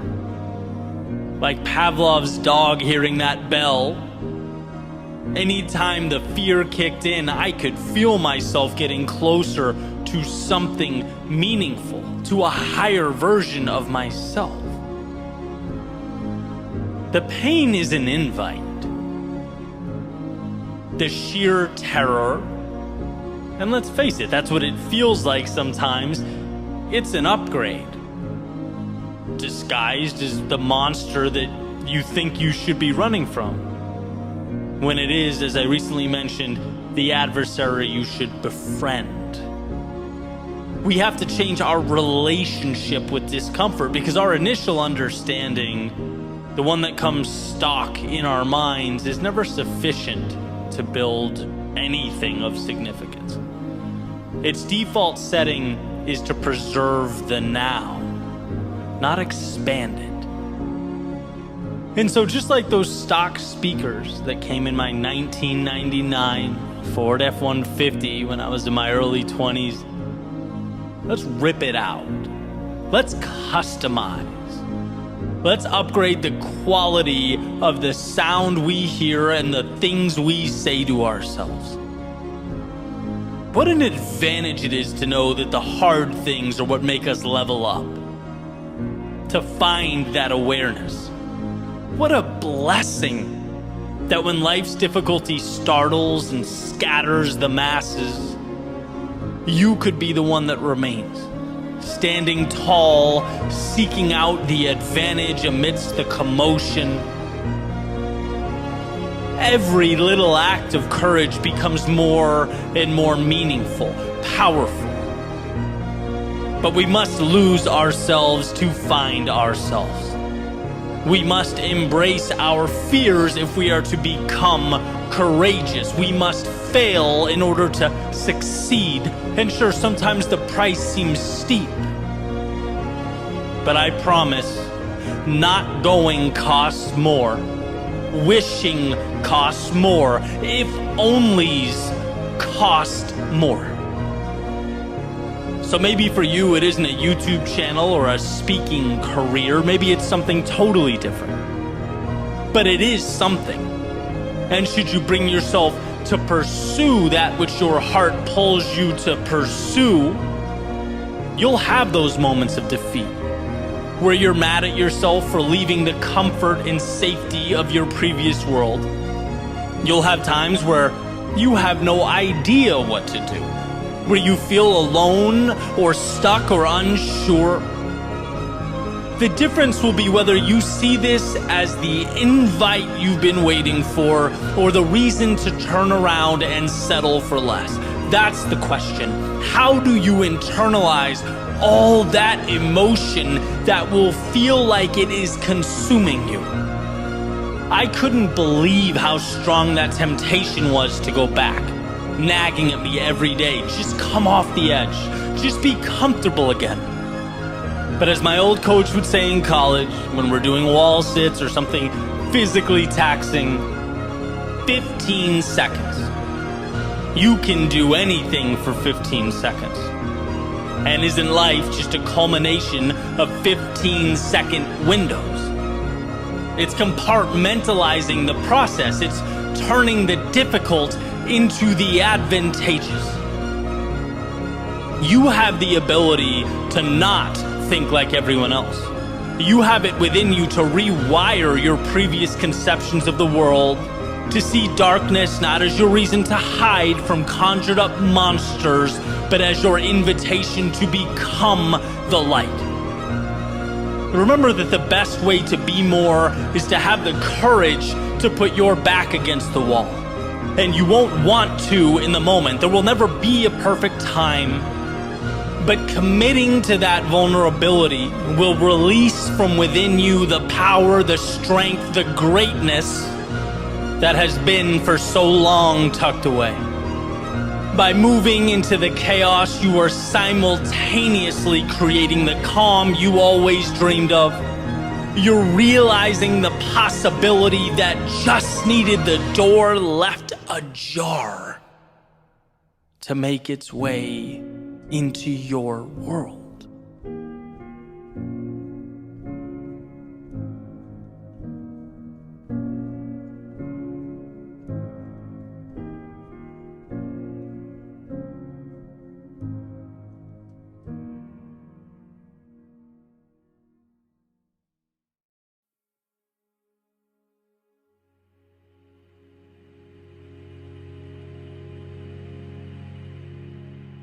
There has to come a time when it's now or never. Where you look at your reflection and realize that the cost of waiting is far more expensive than the cost of stepping out into the vast unknown. In every journey, that's when life effectively starts. But here's why this is so tricky.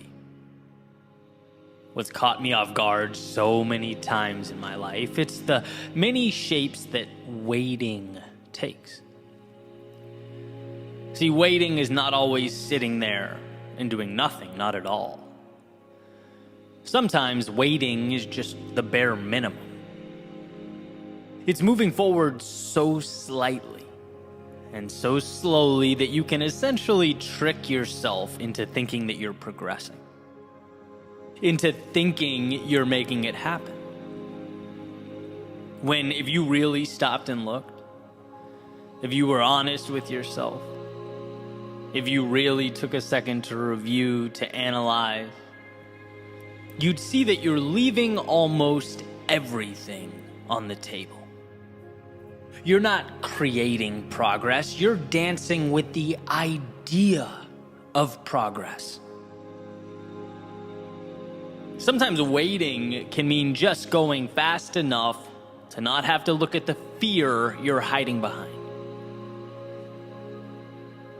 That's reality, right? I think it's a very normal thing, but I also think life is too short for normalcy. I think we can do better than normal. And I believe with all my heart and soul that the world has for us the spectacular. Sitting there on the top shelf, waiting for those who can acquire the self-belief and the awareness to reach out and grab it. And how crazy a thought to realize that we could have been sitting next to the very thing we've needed for days, months, years, but never taught ourselves to extend our hands and reach. When I look back, the most important moments in my life were not tangible acquisition. And see the flashy things that try and capture our attention, right? The money, the condos, even social media growth, business growth, whatever it is you're working towards. Right? Those things are wonderful. They are benchmarks that hopefully align with your North Star, but they are not the difference makers. Not at all, right? They were the byproduct of what really mattered. They weren't the moments that moved the needle. My greatest moments were mental shifts, cognitive transformations. That's why I do this for a living. I see how much can change when we step back and look at life just a little differently. It was my realizing that I was demanding too little of myself. That the world won't see greatness in me until I see it in me. That shift that pushed me to demand more of myself, seek bigger challenges, value my work to a greater extent, charge more for my services. And that mental shift is what made some of those externalities possible. It's realizing that if you want it, more is on the table. That yesterday doesn't define you. That it's never too late to begin again. That everything you need, you have, right? These are the ideas that truly change lives. They make the difference. And if we don't become aware of these things, we leave them in the rear view. We walk right by them. In other words, the most important moments of my life were when someone or something shook me and effectively said, hey, look around you. If this is what you want, fine, enjoy, right? But for your information, there is more out there. And if you step up just a little, if you do just a little more, if you pivot and come at this thing a little bit differently, you will further that reach.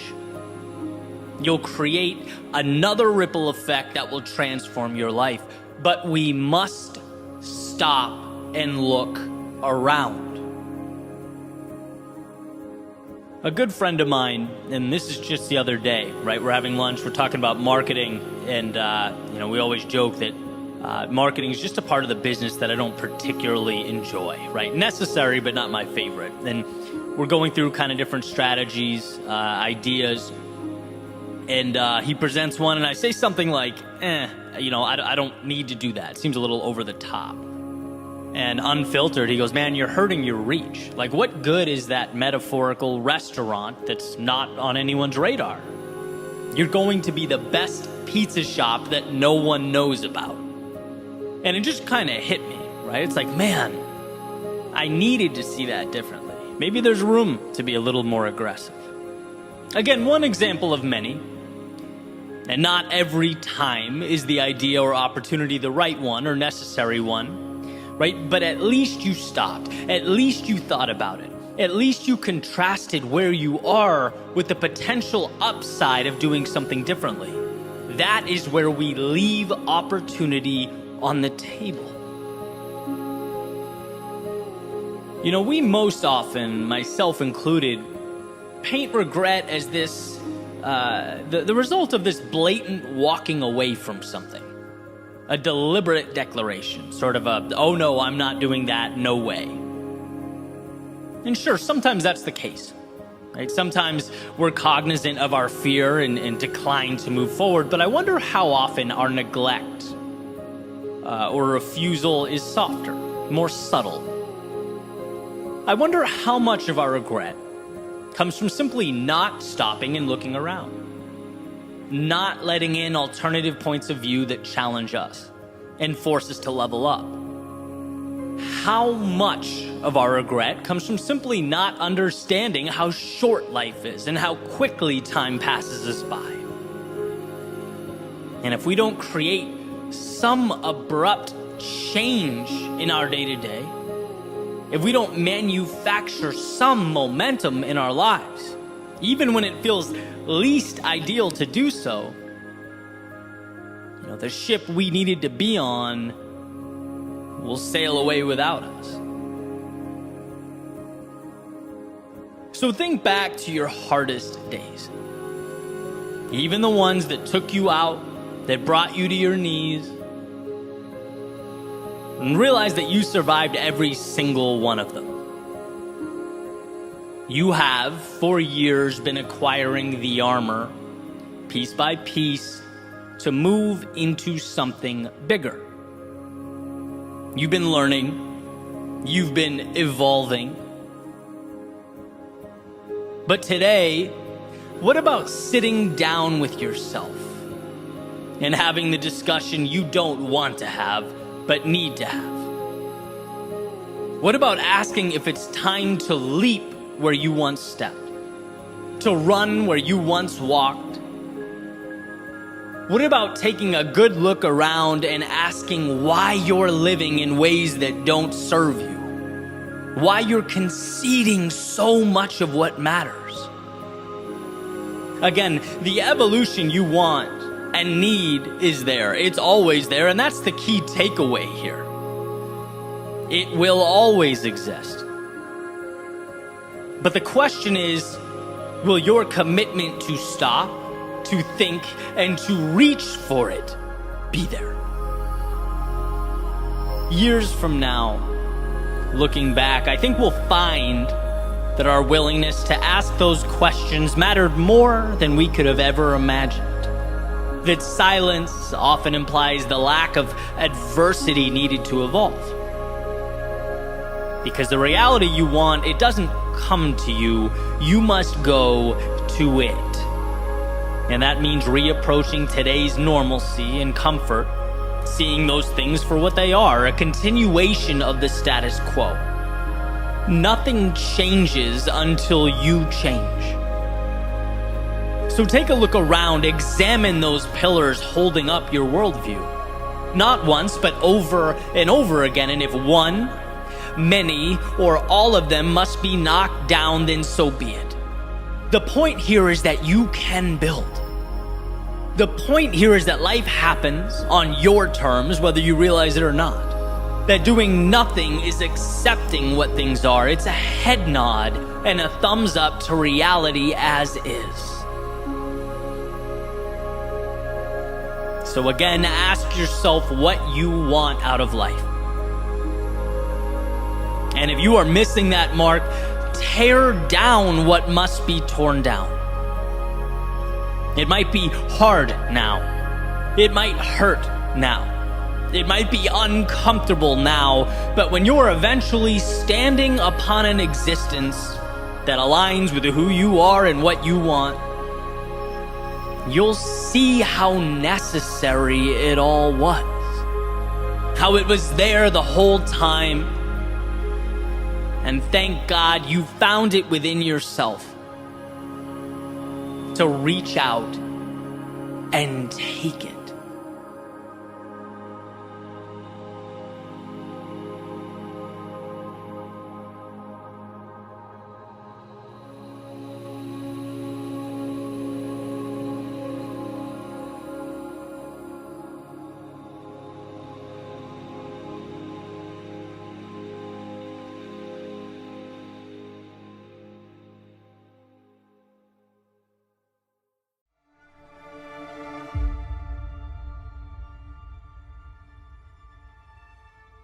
Swiss explorer Bertrand Piccard said, "Very often, human beings are living on autopilot, reacting automatically with what happens. What interests me about the life of an explorer is you are in the unknown, you are out of your habits." And that's exactly what interests me. That contrast between the unknown and our habits.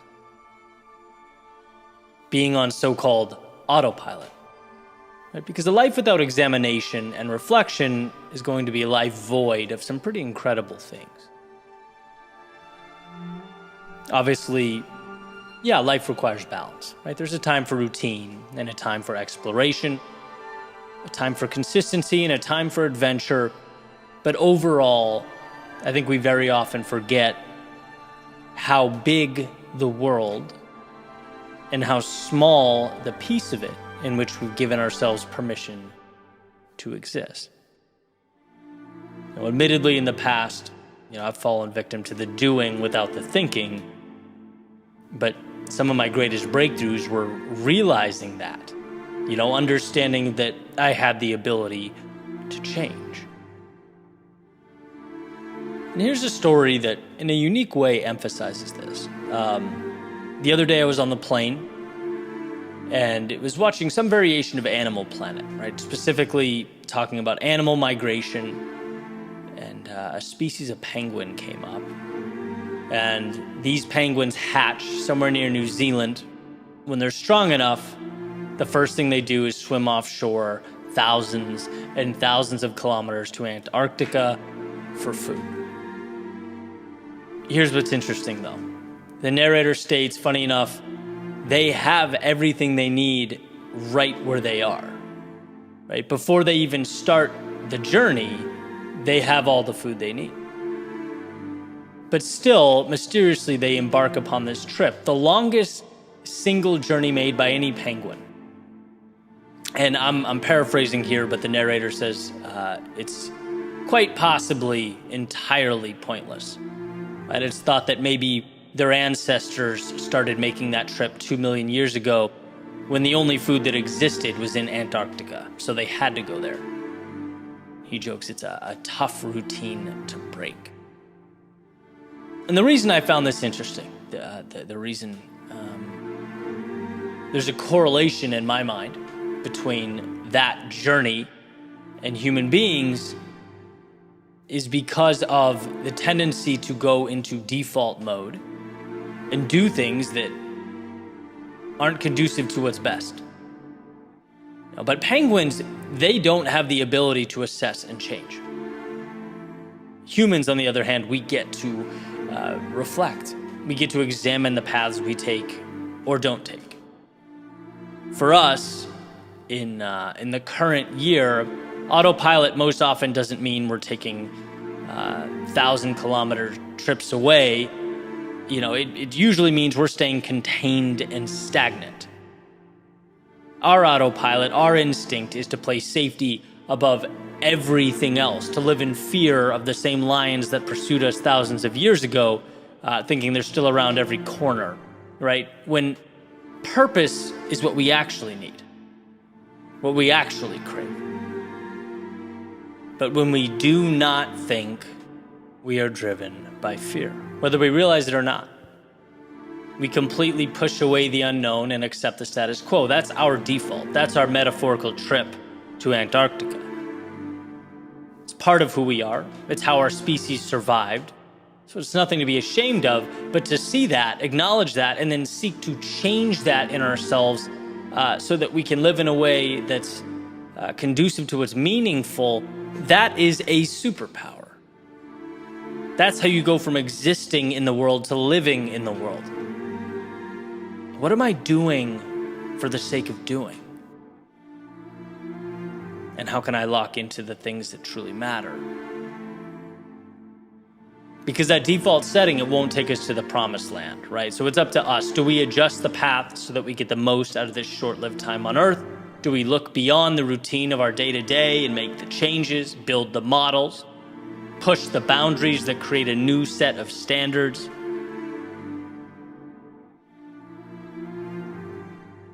It's amazing how, just by examining how we spend our time, we unveil so much about ourselves and what we want.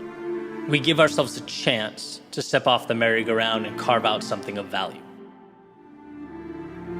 So I ask, how are you spending your time? What does your day-to-day consist of?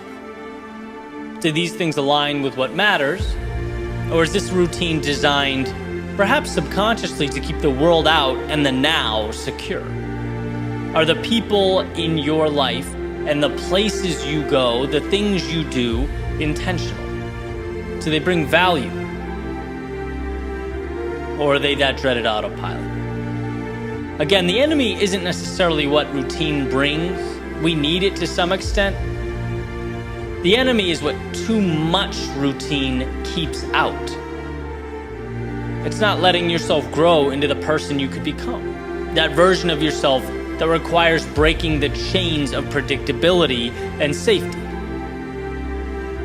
To Picard's point, if we don't think, we will act automatically. But the path to something greater does not automatically reveal itself. It materializes over time with intentionality, with thought. It emerges from the comparison of where you are and where you'd ultimately like to be. This world is comprised of unlimited possibility, just as you're comprised of infinite potential. But for these two truths to intersect, you have to look around. You have to create and walk down your own path.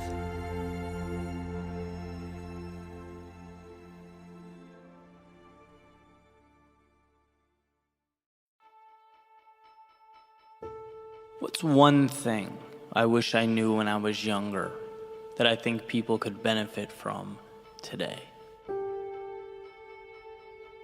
What single piece of information could have the biggest impact?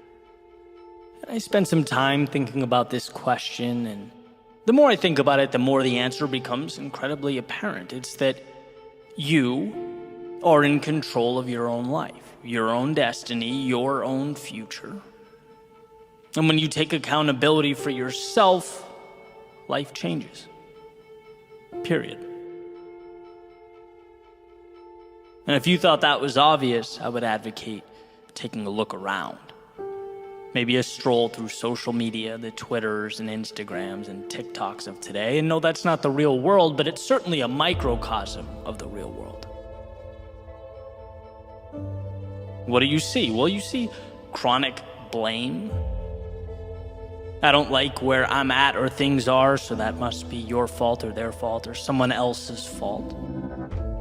You see people looking everywhere but in the mirror, actually seeking out victimhood, because that's what brings the attention. That's today's currency. It's much easier to be the victim than the hero, because being the hero means you have to sacrifice something. It's people saying the news or some institution or the federal government is the problem. And if those things would only change, then we'd be good. Let me explain why I think this mentality is self-sabotage. And why I would take younger me by the hand and I would say, listen to what I'm about to tell you. Where you start is often outside of our control. Let's be real, life is not fair. We don't all get dealt the same hand. But this next part, as I once heard Will Smith articulate beautifully, is the same for everyone. What you decide to do about it right now is what matters. And that is the control that we all have. It's not your fault where you start, but it's your responsibility to choose where you end up. You can shake your fist at the sky, or you can start building a life that matters to you. It's easy to blame the world, to be the victim, at least in the short term.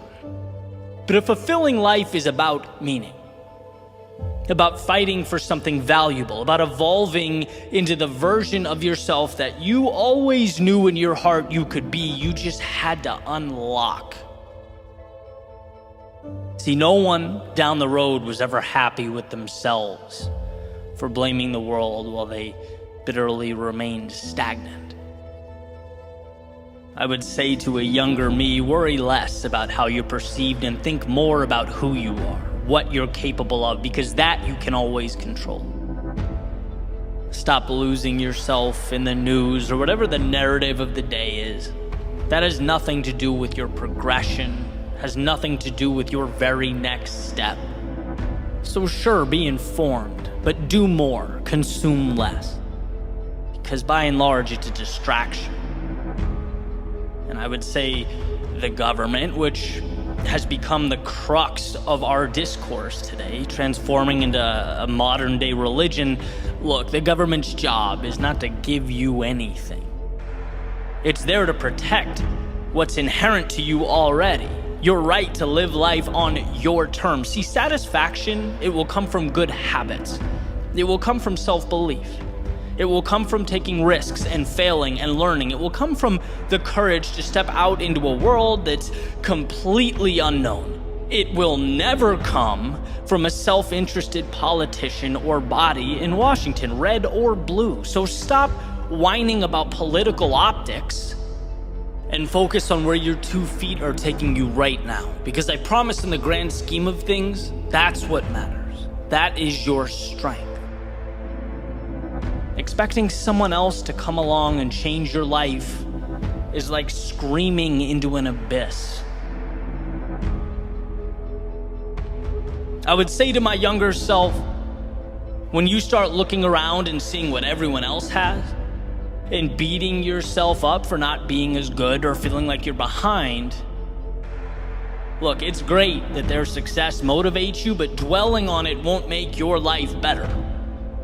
Life is a race between you and you. It's a fight between yourself and those thoughts that constantly knock on the door, looking to settle into your psyche.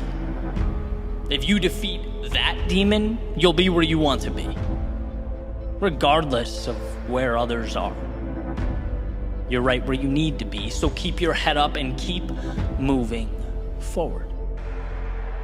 I'd explain that to become something more, to change, requires a sacrifice that feels so substantial, so big at first, that it bullies most people into staying right where they are. That to become something new, you have to learn to play the fool, to get humbled. You have to change your relationship with short-term failure. And that's not easy. But taking control of your life is not supposed to be easy. Only worth it. They're different. And I can certainly look back at my own life, think about the times where I was so busy pointing out that I didn't even think to point the finger at myself. I was so worried about life being unfair that I existed in this temporary state of paralysis, the whole time not knowing that I could have been stepping forward. Could have been tapping into the single greatest power I possess, control over my own life. See, every time you feel anger or the need to blame those around you, you're taking the spotlight off of what matters and placing it on things detrimental to where you want to be, to your journey and your future. Even the most unjust, arbitrary things. Let's say you didn't get that promotion you were beyond qualified for, or you were mistreated by someone, or things didn't go the way you wanted them to. You can fill in that blank, but refusing to blame others and immediately taking responsibility, again, even in a situation like that, it gives you one of the greatest advantages in life. It gives you that gift of control. You can now assess the situation. You can now ask yourself, hey, what can I do to change this? You can delve into the why, find the lessons and the value. You can come back and reapproach this thing stronger. Because to blame others, to take on that role of victim, it's essentially living life in the passenger seat. It might be easier, might be less work, less responsibility, but what you never have is control over where that car goes. But when you own it, when you say, hey, maybe it's not my fault, but look, it's mine now. It's my responsibility, the good, the bad, every aspect of my life. It puts you in position to change things, to take the wheel and reroute to a destination of your choosing. So that would be my message to the world. I know it's not an easy road. I know life is unfair. I know things aren't perfect, but the best thing you can ever do for yourself is say, you know what? This is mine to own.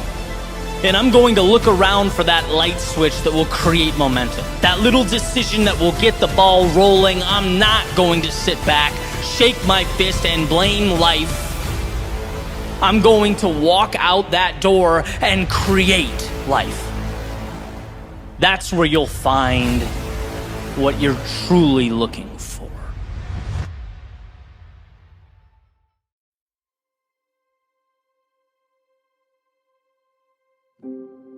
We spend a lot of time and we exhaust a lot of effort looking for that so-called edge, capturing the little changes or advantages that add value and ultimately push us closer to where we want to be.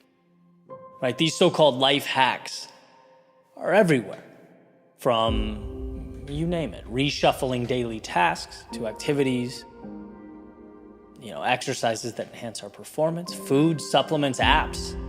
The list goes on. And I'm speaking broadly here intentionally because that quote unquote edge could mean a million different things to a million different people. Obviously, tremendous value there in finding ways to become better, faster, and stronger. But why this topic excites me and what I'm specifically looking forward to exploring is what I believe to be the most important advantage there is, and that's consistency.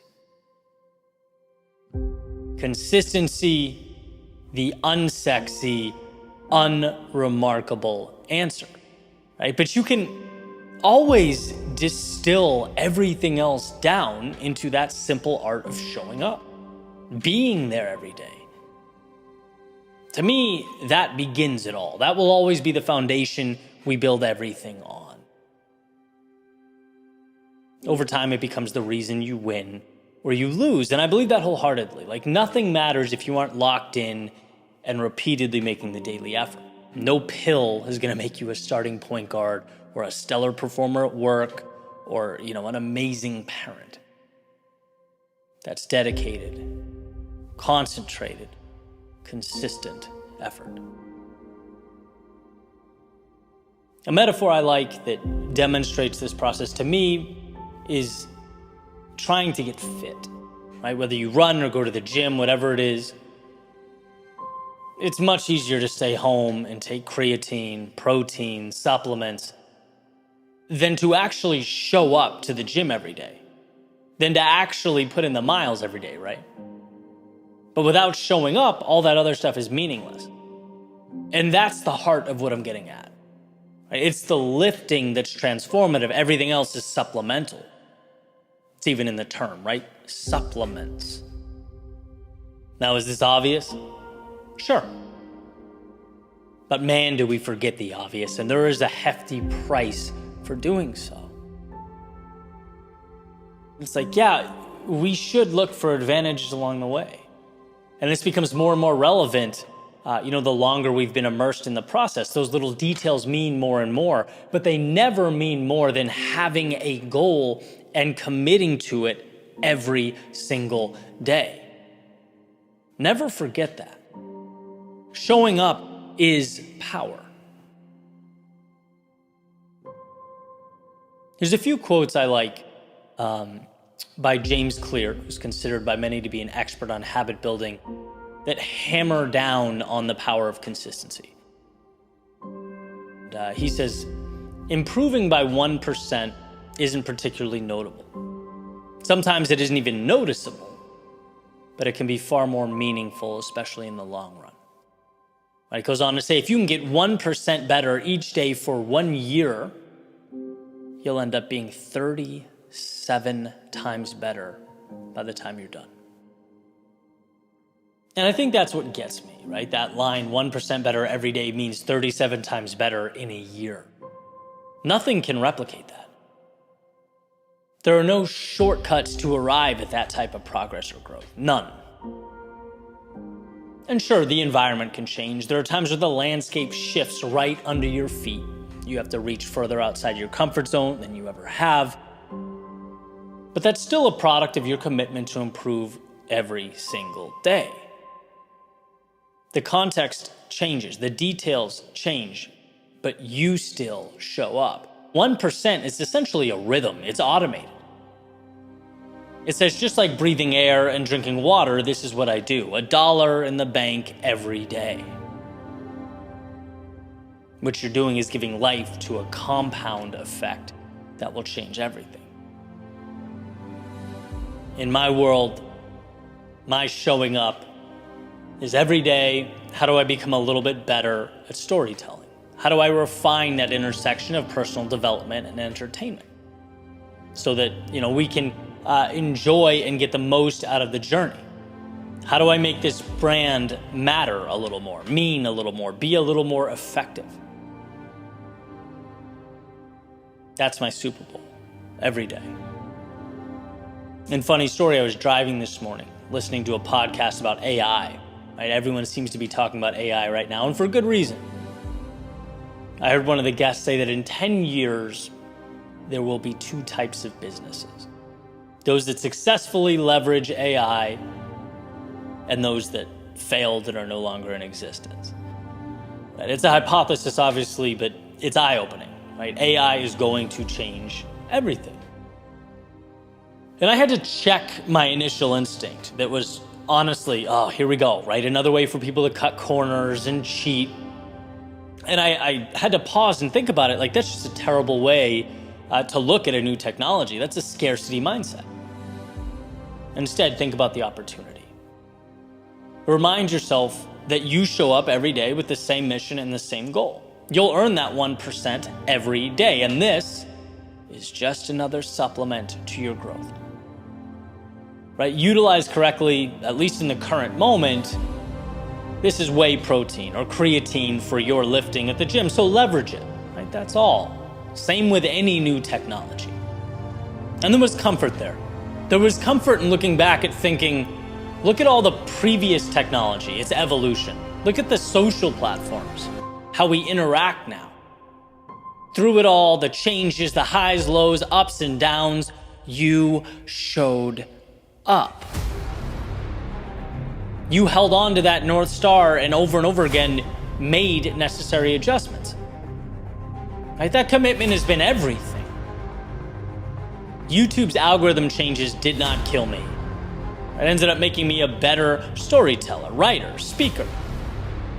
COVID, pushing my live speaking engagements aside for a while, causing me to further digitize my business model, didn't hurt me. It made the brand bigger. Short form content, blasting off onto the scene, TikToks, IG Reels, that didn't hurt me. It forced me to be smarter and more thoughtful about how to integrate short-term content into my long-form content, how to make them work together. It ended up being an advantage.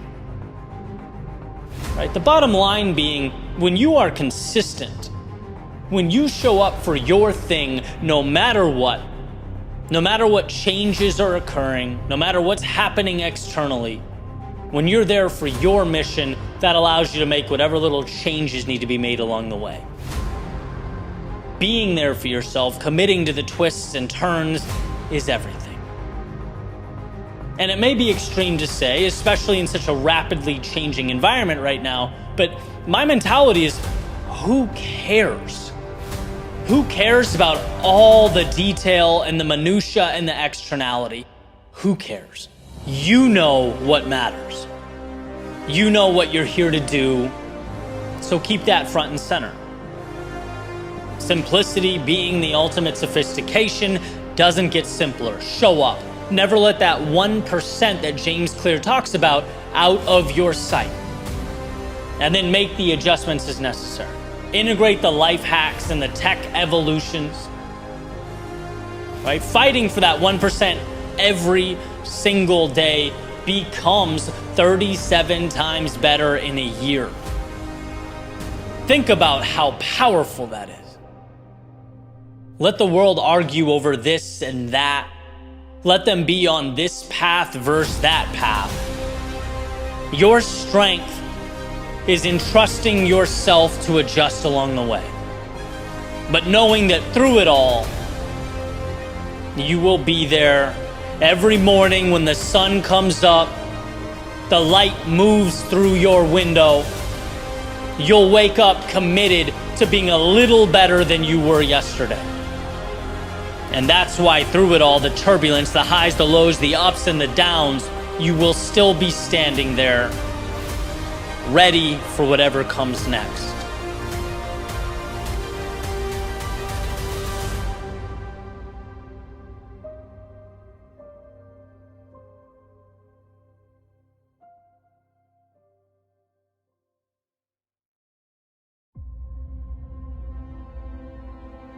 Life is built by quiet believers. Those who see what is not and transform all that is. Who poke holes in truth and embrace the absurd. The ones who dream while awake and cherish every moment.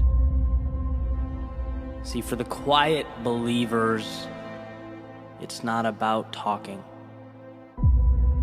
There's nothing to really talk about. Words are just noise. It's footsteps that inspire. It is the journey that tells the story. And what quiet believers understand is the subtle line that separates truth and perception. They get that dancing to a beat means sometimes you dance alone. And as Nietzsche points out, sometimes they're even thought to be crazy by those who can't hear the music. In this life, no one comes up, places a hand on your shoulder, and pronounces that your future is great. No one looks you in the eyes and says they can see the life you'll build, money you'll make, or shape you'll be in. No, that doesn't happen until the next life, the one you've yet to create. So patience.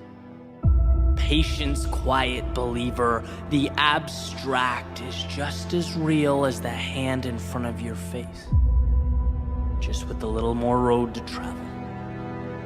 The sun is as real at night as it is when it rises. Things are simply not always what they seem. The impossible, the unimaginable, they're stories that need to be transcribed from one's mind to the paper in front of them. They need a delivery mechanism, and quiet believers, they quietly scream with a megaphone so loud the world can't help but listen, because ready or not, it will be shaped and reshaped again. Every moment is a new beginning. They are the wizards that flew around in a young author's head before she courageously shared the magic. The feeling of that game-winning shot making its way through the basket after school in a North Carolina driveway. An entrepreneur starting a bookstore in his garage, but seeing not books, but accessibility, time, a better way. See, the truth about life is some create it and some merely react to it. And well, you hold the pen. So dream away, quiet believer. Because you have a world to construct. Mountains to climb, oceans to cross, and stories to tell. Quiet believer, today is yours. And those changes, they'll propel you. The naysayers will inspire you. The stars, they will guide you. Shining bright as a reminder that you are made of the very elements lighting your path. You are an architect. Not talking or explaining or promising, but simply showing, leading, earning respect from yourself, attention from the masses, and a place in history. Because quiet believer, looking back, if you found the courage to change even one thing, every second will have been worth the fight.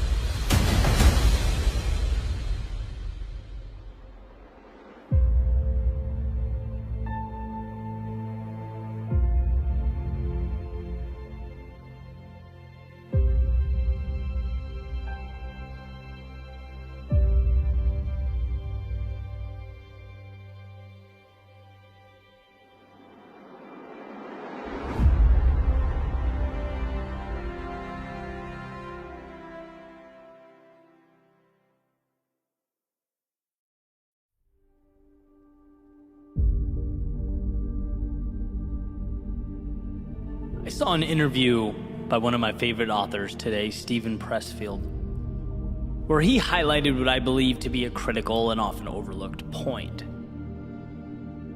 He says a lot of people think life is short, but life is actually long.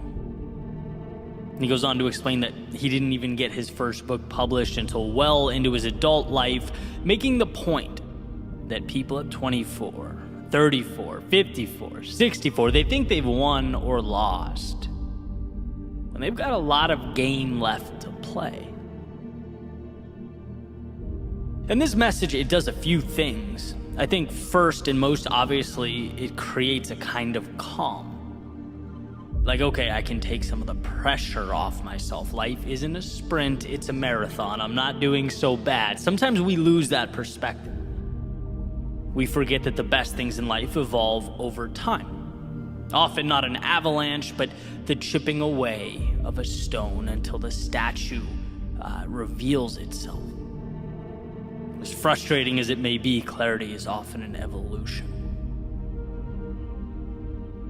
And the second thing is, it plays a role in defining what success means. If games are won in the second half, as they frequently are, then we learn not to define ourselves by the outcome of the first quarter.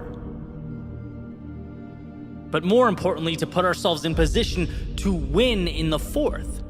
The score at halftime is not defining. It's a treasure trove of lessons and information and data that can be tapped into to get the result that we ultimately want. And I often think of running in South Florida where, I joke that I don't sit at the beach, but if you run during the day, you kind of get the best of both worlds. A little bit of sunshine, you get your workout in, but the obvious disadvantage, especially in the summer, is that the heat is taxing on the body. It's more challenging to run under that sun. And what I find is that when I push my pace right out of the gate, right from the start, push my physical boundaries, the second half of the run is a nightmare. Always. I'm dragging, speed isn't even a factor. I'm pleading with myself to simply not stop because I haven't positioned myself well. But on the other hand, when I'm disciplined, and when from the start I ease into something comfortable and progressively increase my speed, my body somehow responds exponentially better. I get the most out of myself that way. That's why I've said in the past, I'm proudest of my results when the last few miles are the fastest miles. It means I had the discipline and the foresight to make that happen. And ultimately, the big picture is affected in a positive way. And I know the same can be said for other aspects of life. I know the same can be said for the moments of temptation, when my ego pleads with me to do what someone else is doing, or things aren't evolving as quickly as I want, so my pride says, just walk away from it all. Why? Because the current moment doesn't look how I wanted it to. So the mind says panic. It says change things. It says you're losing or not good enough. It says you better pick up the pace right now because you're losing this current moment. But no, the question isn't, is right now the goal? The question is right now moving me forward consistently? So that when the time comes to sprint, so that when I'm ready to go faster than I've ever gone, be more than I've ever been, I've positioned myself to do just that. When things were challenging, I kept moving forward. When the world around me seemed to be moving at a faster pace, I ran my own race. I stayed consistent. I remembered what mattered to me. That's the question. And by the way, this doesn't mean ignoring today's results. It means asking yourself whether today's results are meaningful in the big picture. Right? Using Steven Pressfield's example, if you don't get published or your work is rejected again and again and again, you have not lost. It's the beginning. It's the first quarter. But what info can you gain from this? What tweaks can you make to your work so that it's in some way more captivating? How can you sell it a little better? What can you do to connect with people who will believe in you and help push you forward? Remember, you only lose when you decide to stop. Why? Because as long as you're willing to adjust and keep going, there are no stopping points. People don't realize limitations are self-imposed. Losing or quitting just means you stood up and said, I'm going to stop learning and evolving with regard to this pursuit. I no longer want to adapt and move on. No outside circumstances can impose that upon you. It's truly an internal decision. I remember Jim Rohn saying, success is easy. Doing the thing that's best for you in the long run is easy. Doing the right things every day is easy. And people would say, well, that doesn't make sense. Why isn't everyone successful? Well, because doing the wrong thing is easy too. It's easy to think right now is the end-all be-all. To forget the big picture, that life is a journey, that you are equipped with everything you need. And when you don't see success to your left or right, when your ideal world hasn't been created, to panic, to seek drastic change, instead of remembering one step in front of the other gets you to your finish line. Instead of remembering the second half is where you make your move, is where you make your push. Not every swing is a home run. Not every swing needs to be a home run. It's about on-base percentage. It's about setting yourself up for success. Step by step, day by day, allowing yourself to evolve. Because if you hang in there long enough, if you say yes and trust yourself long enough, you will get your Super Bowl. You will get your midday run when the sun is at its fullest, you're exhausted, you're tired, and you don't want to keep going. But because you invested in the big picture, because you played the long game, you'll be one of the few who understands, who has created the weapon, the answer, the key that will open the door very few people get to open and walk through. The best things in life take time, and time requires patience. Patience can be painful.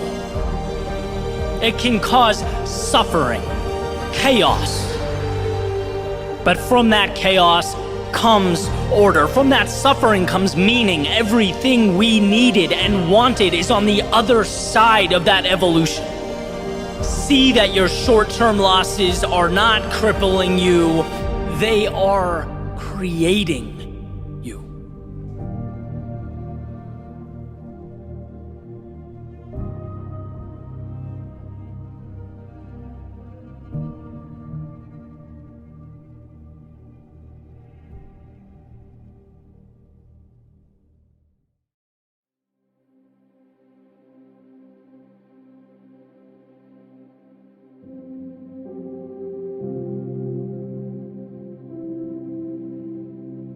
At night, the sky becomes visible. The darkness, the muting out of everything else allows the stars to finally shine through, to make their presence known. And during the day, conversely, one cannot see those stars, but the world around him on the ground becomes illuminated. It's a push and pull that seems to work perfectly.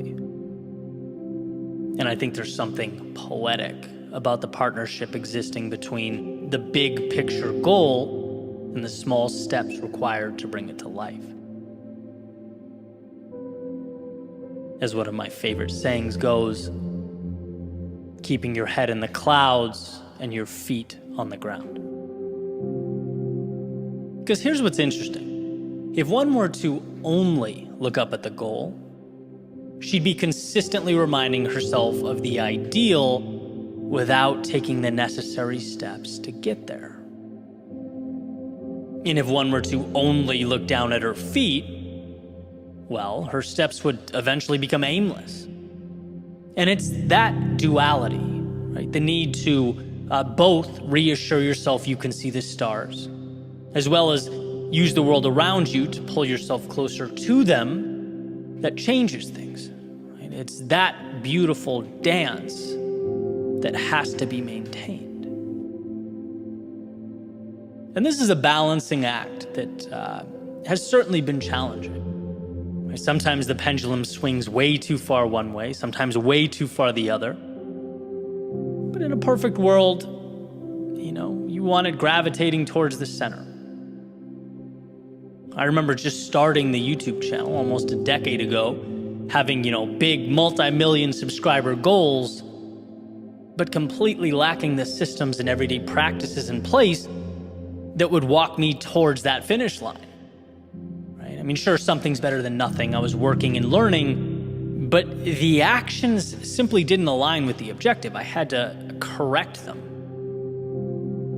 And then I've been on the other end as well. Right? I'd be doing things every day without knowing why. All steps, no goal. That sort of thing occurs when routine takes on a life of its own. You start doing things because, it's what I do. It's what I've always done.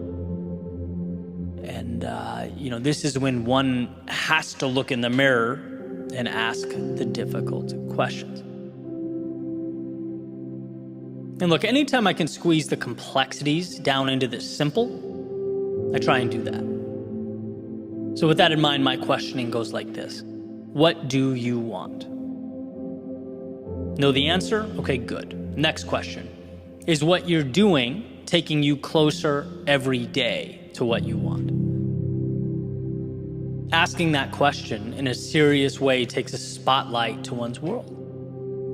Using my previous metaphor, it shuts the lights off so the North Star becomes visible. And then, turns them back on to ask yourself if you're using your resources to move there. And I've become pretty good at asking myself this question consistently, and still I find things that don't belong. That sort of, they hide in plain view. I have faith that I'll end up exactly where I need to be. But that faith is rooted in my commitment to continually assess, to scrutinize, and adjust. There's very little hope and a substantial amount of trust in my ability to continue forward. There's an idea referred to as the Stockdale paradox, which states, and this is the first definition I grabbed from Google here, you must never confuse faith that you'll prevail in the end, which you can never afford to lose, with the discipline to confront the most brutal facts of your current reality, whatever they might be. That's where the tough love thing comes in. Be your biggest fan because no one will believe in you unless you do. It all starts with your trust in yourself to navigate the process and arrive where you must arrive. But it also requires you are your biggest critic. It means the reason you trust yourself to get there is because you know you won't just sit back and say, I'll win because I believe I'll win. No, you'll win because you will, while having your head in the clouds, be brutally pragmatic with the steps you're taking on the ground. You'll win because you're committed to learning and adjusting. One of my favorite epiphanies when I started doing this full time was the realization, at a very small scale at first, that, someone can't fail unless they quit. You can't lose unless you stop. Impossible, someone might think, right? Well, no, because when you miss the mark or you fall short, you take a second to understand why, and then you come back to the problem or challenge again, right? This means life is a game of tenacity, of persistence, of commitment. The one who keeps adjusting and coming back is bound to connect the dots eventually, which makes failure the simple decision that, this isn't worth it for me. I don't want to continue adjusting and re-engaging with this.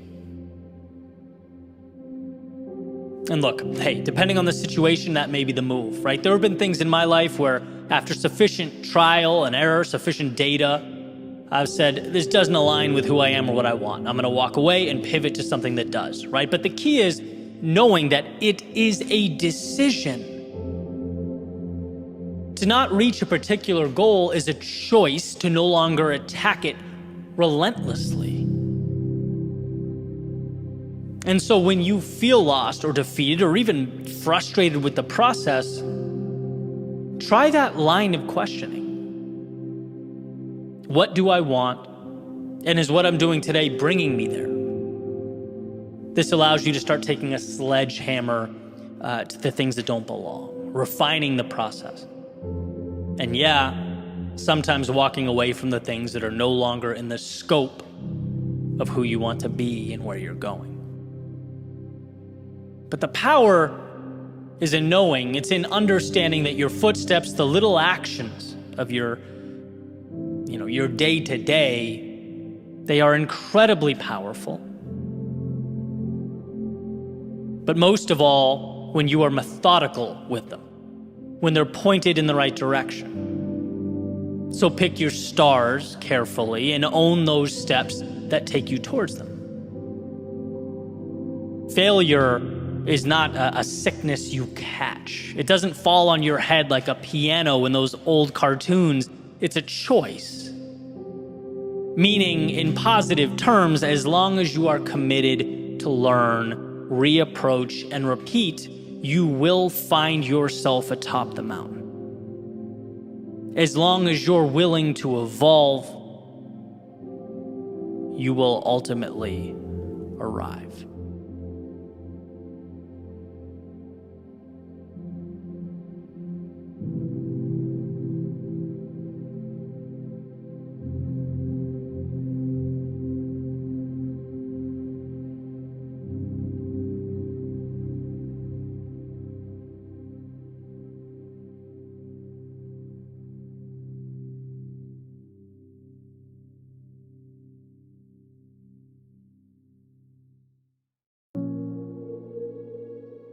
What if those less than ideal things in our lives, right? So our limitations, our constraints, the aspects of life we consider to be, a bad hand. What if they weren't just things we need to learn to accept or little tragedies we have to live with? What if they were ultimately the aspects of our lives that create the best of us? The elements of our world that push us to our greatness. And this came to mind earlier. I was listening to a book called How to Think Like a Roman Emperor by Donald Robertson. And he explores this point. He talks about Socrates in ancient Athens and how he lived in abject poverty. How, according to the standards of ancient Athens, was not an attractive person by any means. Just seemed to have a lot working against him. And the question that's posed is whether these exact circumstances ultimately created the man that became one of the most important thinkers in history. He implies that his reality and his surroundings shaped his worldview, so it only makes sense for one to conclude that all of it contributed to the life he lived. If Socrates was born wealthy and attractive and all these things, could he have become the man that he became? Probably not. And the reason I love this is because, to put it simply, it reframes those less than ideal circumstances in our lives. Whether it is a personal trait we have no control over or an occurrence we deal with. It's understanding that a lack of ability in one area helps guide us to that spot where we can thrive. A disappointment we encounter helps us regroup and make our way to the thing that is ultimately best. The less than ideal, the things that at surface level seem bad or problematic, They're always working for us to push us towards our contentment and our growth, to our greatness. I can say on my end, it was the turbulence I experienced in my life that created that sense of curiosity for me. It was a lack of understanding that pushed me to write about life, explore the hardships we face, and the resilience of the human spirit through it all. There's a pretty famous Stoic idea that states, we can't often control what happens, but we can always control how we respond to what happens. And there lies the power in the understanding that when one door closes, as the saying goes, you are pushed closer to the one that will open for you. You have to decide whether you will find it within yourself to open it. Or will you focus on the lack, the gap, what's not there, what you don't have, what went wrong? See, all those things, the things that most people use as their reason to stop or quit or not go, they can be the reason you lose, or they can be the very reason you win. You find a way. But that means moving forward, trusting there is good to be had, understanding that everything that goes creates space for what truly needs to be there. I understand it's common, right? But it's not just a cliche that adversity creates us, that difficult times shape us. Why? Because we are transformed by the bad and the difficult and that which in the moment does not seem ideal. Because they force us to move further into what we were meant to do and who we were meant to be. Just like Socrates was created from his adverse situation, his brilliance derived from his circumstance, your greatness will be derived from yours. So remember that next time you feel as though you've been slighted by life or something's been taken away from you. While it may feel negative, and I get it, from time to time it does, it ultimately becomes the wind at your back, bringing you where you most need to be.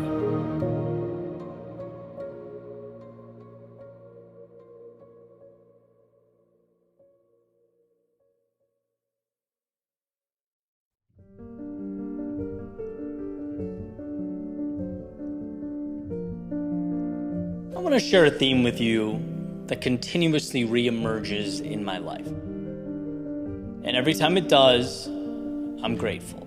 I'm a little bolder, a little wiser, a little more grounded. The idea is simple. It's creating a low barrier to entry. Let me explain what I mean. The other day I was on a call with Ashley, who is a brilliant member of the team here, and we're talking about social media. And as we're talking, I'm going on and on about the end state, how I think things should, in a perfect world, be with our platforms and the output. And it's important to note for this particular project, we're kind of on the ground floor, right? So in reality, I couldn't possibly know what the end state's going to be. There's a lot of epiphanies to be had. There's twists and turns that I couldn't possibly anticipate. I think it's great to have a North Star and a vision, obviously, but winning in the long run requires observation and reflection and adjustment and on and on. So as I'm speaking, she's listening, nodding her head, agreeing with the vision.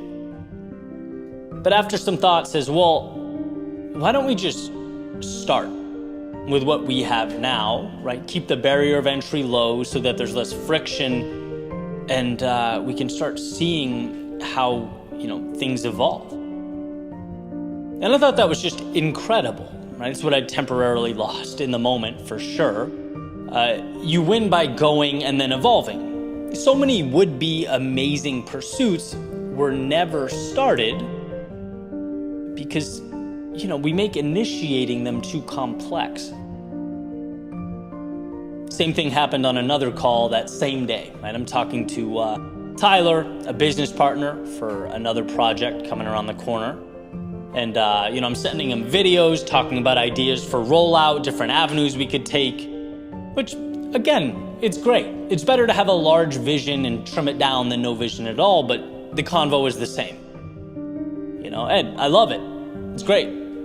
But what if we start with one thing, though? One idea. Let's get the gears turning. That needed to be the theme for the day, and I appreciated it, right? So a few thoughts. One, surround yourself with sharp people like Ashley and Tyler that keep you grounded. But two, and perhaps the main point, stop creating friction for yourself when you're beginning new things. I've talked about this in different contexts, and I've hammered it into my day-to-day in many ways, right? Like if I'm going on a run, I have the running stuff by the door and ready to go with a glass of water the night before so that when I wake up, the process feels so easy that to not go would seem stupid. But life is complex, and so are we.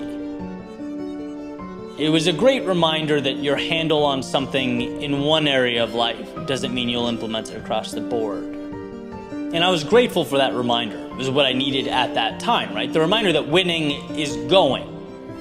Winning is beginning. Because you're immersing yourself in the process and you're acclimating to it. You're seeing what works and what doesn't. You're growing, as opposed to taking an extra 3 months to put into place parameters that will probably change anyway. One of my favorite mantras is simplicity is the ultimate sophistication. Powerful, but sometimes elusive. Right? But if you can keep it front and center, it adds immense value to your life. The most powerful thing you can do is have a general sense of direction and go now with what you have. Ashley and I will change our social media tactics many, many times in the future because we're collecting data and we're moving forward. Tyler and I will approach our venture in probably countless ways. Because we're not in love with a particular strategy, we're in love with the end goal. And perhaps you, in your world, are at a point where you're seeking to initiate something new. And you're playing with the pros and cons, you're listing ideas in your head, categorizing details and nuance that, sure, it seems important right now in this moment, but will it forever? Right? My advice to you is to mitigate detail and instead place the value on finding the courage to begin now. Before you're ready, before you have all the answers, before you know how X, Y, and Z is going to unfold. Mitigate the friction to such an extent that, the pursuit feels like an ice hockey rink. You're sliding into whatever comes next. Never underestimate how powerful that is. And be reassured by the fact that in 3 months from now or a year from now, the journey won't look the same. You'll be better in execution and wiser in strategy because you simply created a low barrier to entry.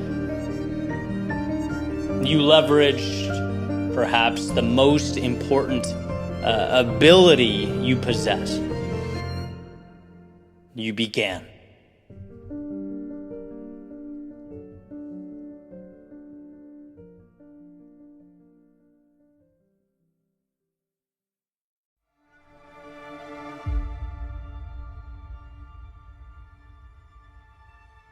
You can only exist within the walls you've placed around yourself. So, question. Where have you placed them? Think of the concept, you can only hit targets that you aim for, and expand it out. Because my point here is you can only exist in the plane that you have deemed to be real for you, that you have decided is reality. And if we think about that just on a common sense basis, it's pretty apparent, right? People don't do things that stretch beyond their perceived identity. If I don't think I'm capable of accumulating wealth, for example, I'm simply not going to do the things or take the necessary steps required to accumulate wealth. Why would I? If I don't think I can help or add value to others, I'm not going to do things in an attempt to help or add value to others. Using that example, that stuff would exist on the other side of those walls I've placed around myself. That's why deciding what those targets are is so important. Deciding what's real matters. Because if you set the scope too small, if your reality is void of all possibility and imagination, even if you win, you've conceded too much. The premise you've been basing your entire existence and your decisions on is so limited that you can win there and still lose overall, still leave everything on the table. And there's, a ton of examples of this. I commonly hear people refer to it with their work. I'm not crazy about what I'm doing, but how do I fix it? How do I learn to like this job? How do I exceed expectations in my role? How do I get a promotion so that I can bring in more income? All valid questions, certainly valuable questions, if it's where you should be. And I can tell you, I remember asking those same questions to myself, and the conclusion I finally came to was, no, what you need exists on the other side of those walls. In this part of your life, it's critical that you move beyond those parameters. That's not what lights a fire in everyone, but it's what lit a fire in me. I was asking the wrong questions, right? It was go over there and start your own business, start your own journey, start sharing the things you want to share. So what Alex Hormozi refers to as playing a different game altogether. And it's kind of a weird concept to grasp, that you can win the game you're playing and still end up losing, because you never thought to look for more. You never ventured to peer out over what was directly in front of you. This is a matter of self-reflection at its finest. Because you'd never see those walls unless you really took the time to think about it, to be alone with yourself and ask those questions. It's the fun what-ifs. What if I stopped doing those things I don't like and started doing what I love? What if I didn't accept this as what I have to do and instead took a different path altogether? What if I was capable of playing a different game? And what we find is that we're capable of some pretty incredible transformations. We're capable of taking what matters out of a less than ideal environment and recreating it somewhere that is ideal, that is conducive to our success in our growth and our evolution and our contentment. Instead of conceding so much and asking so few questions, why accept those limitations? So again, I ask, where have you built your walls and why? And what if you push them back? Like lines in the sand meant to be redrawn. See, perhaps the income coming in is a direct result of you feeling like, hey, that's just what I make. Perhaps your fitness level is the result of you thinking, that's just how I am. Perhaps your friends and the people you surround yourself with are a result of you saying, it's just who I know. But there comes a point when new targets must be set and new lines drawn. At least if any type of evolution is going to occur.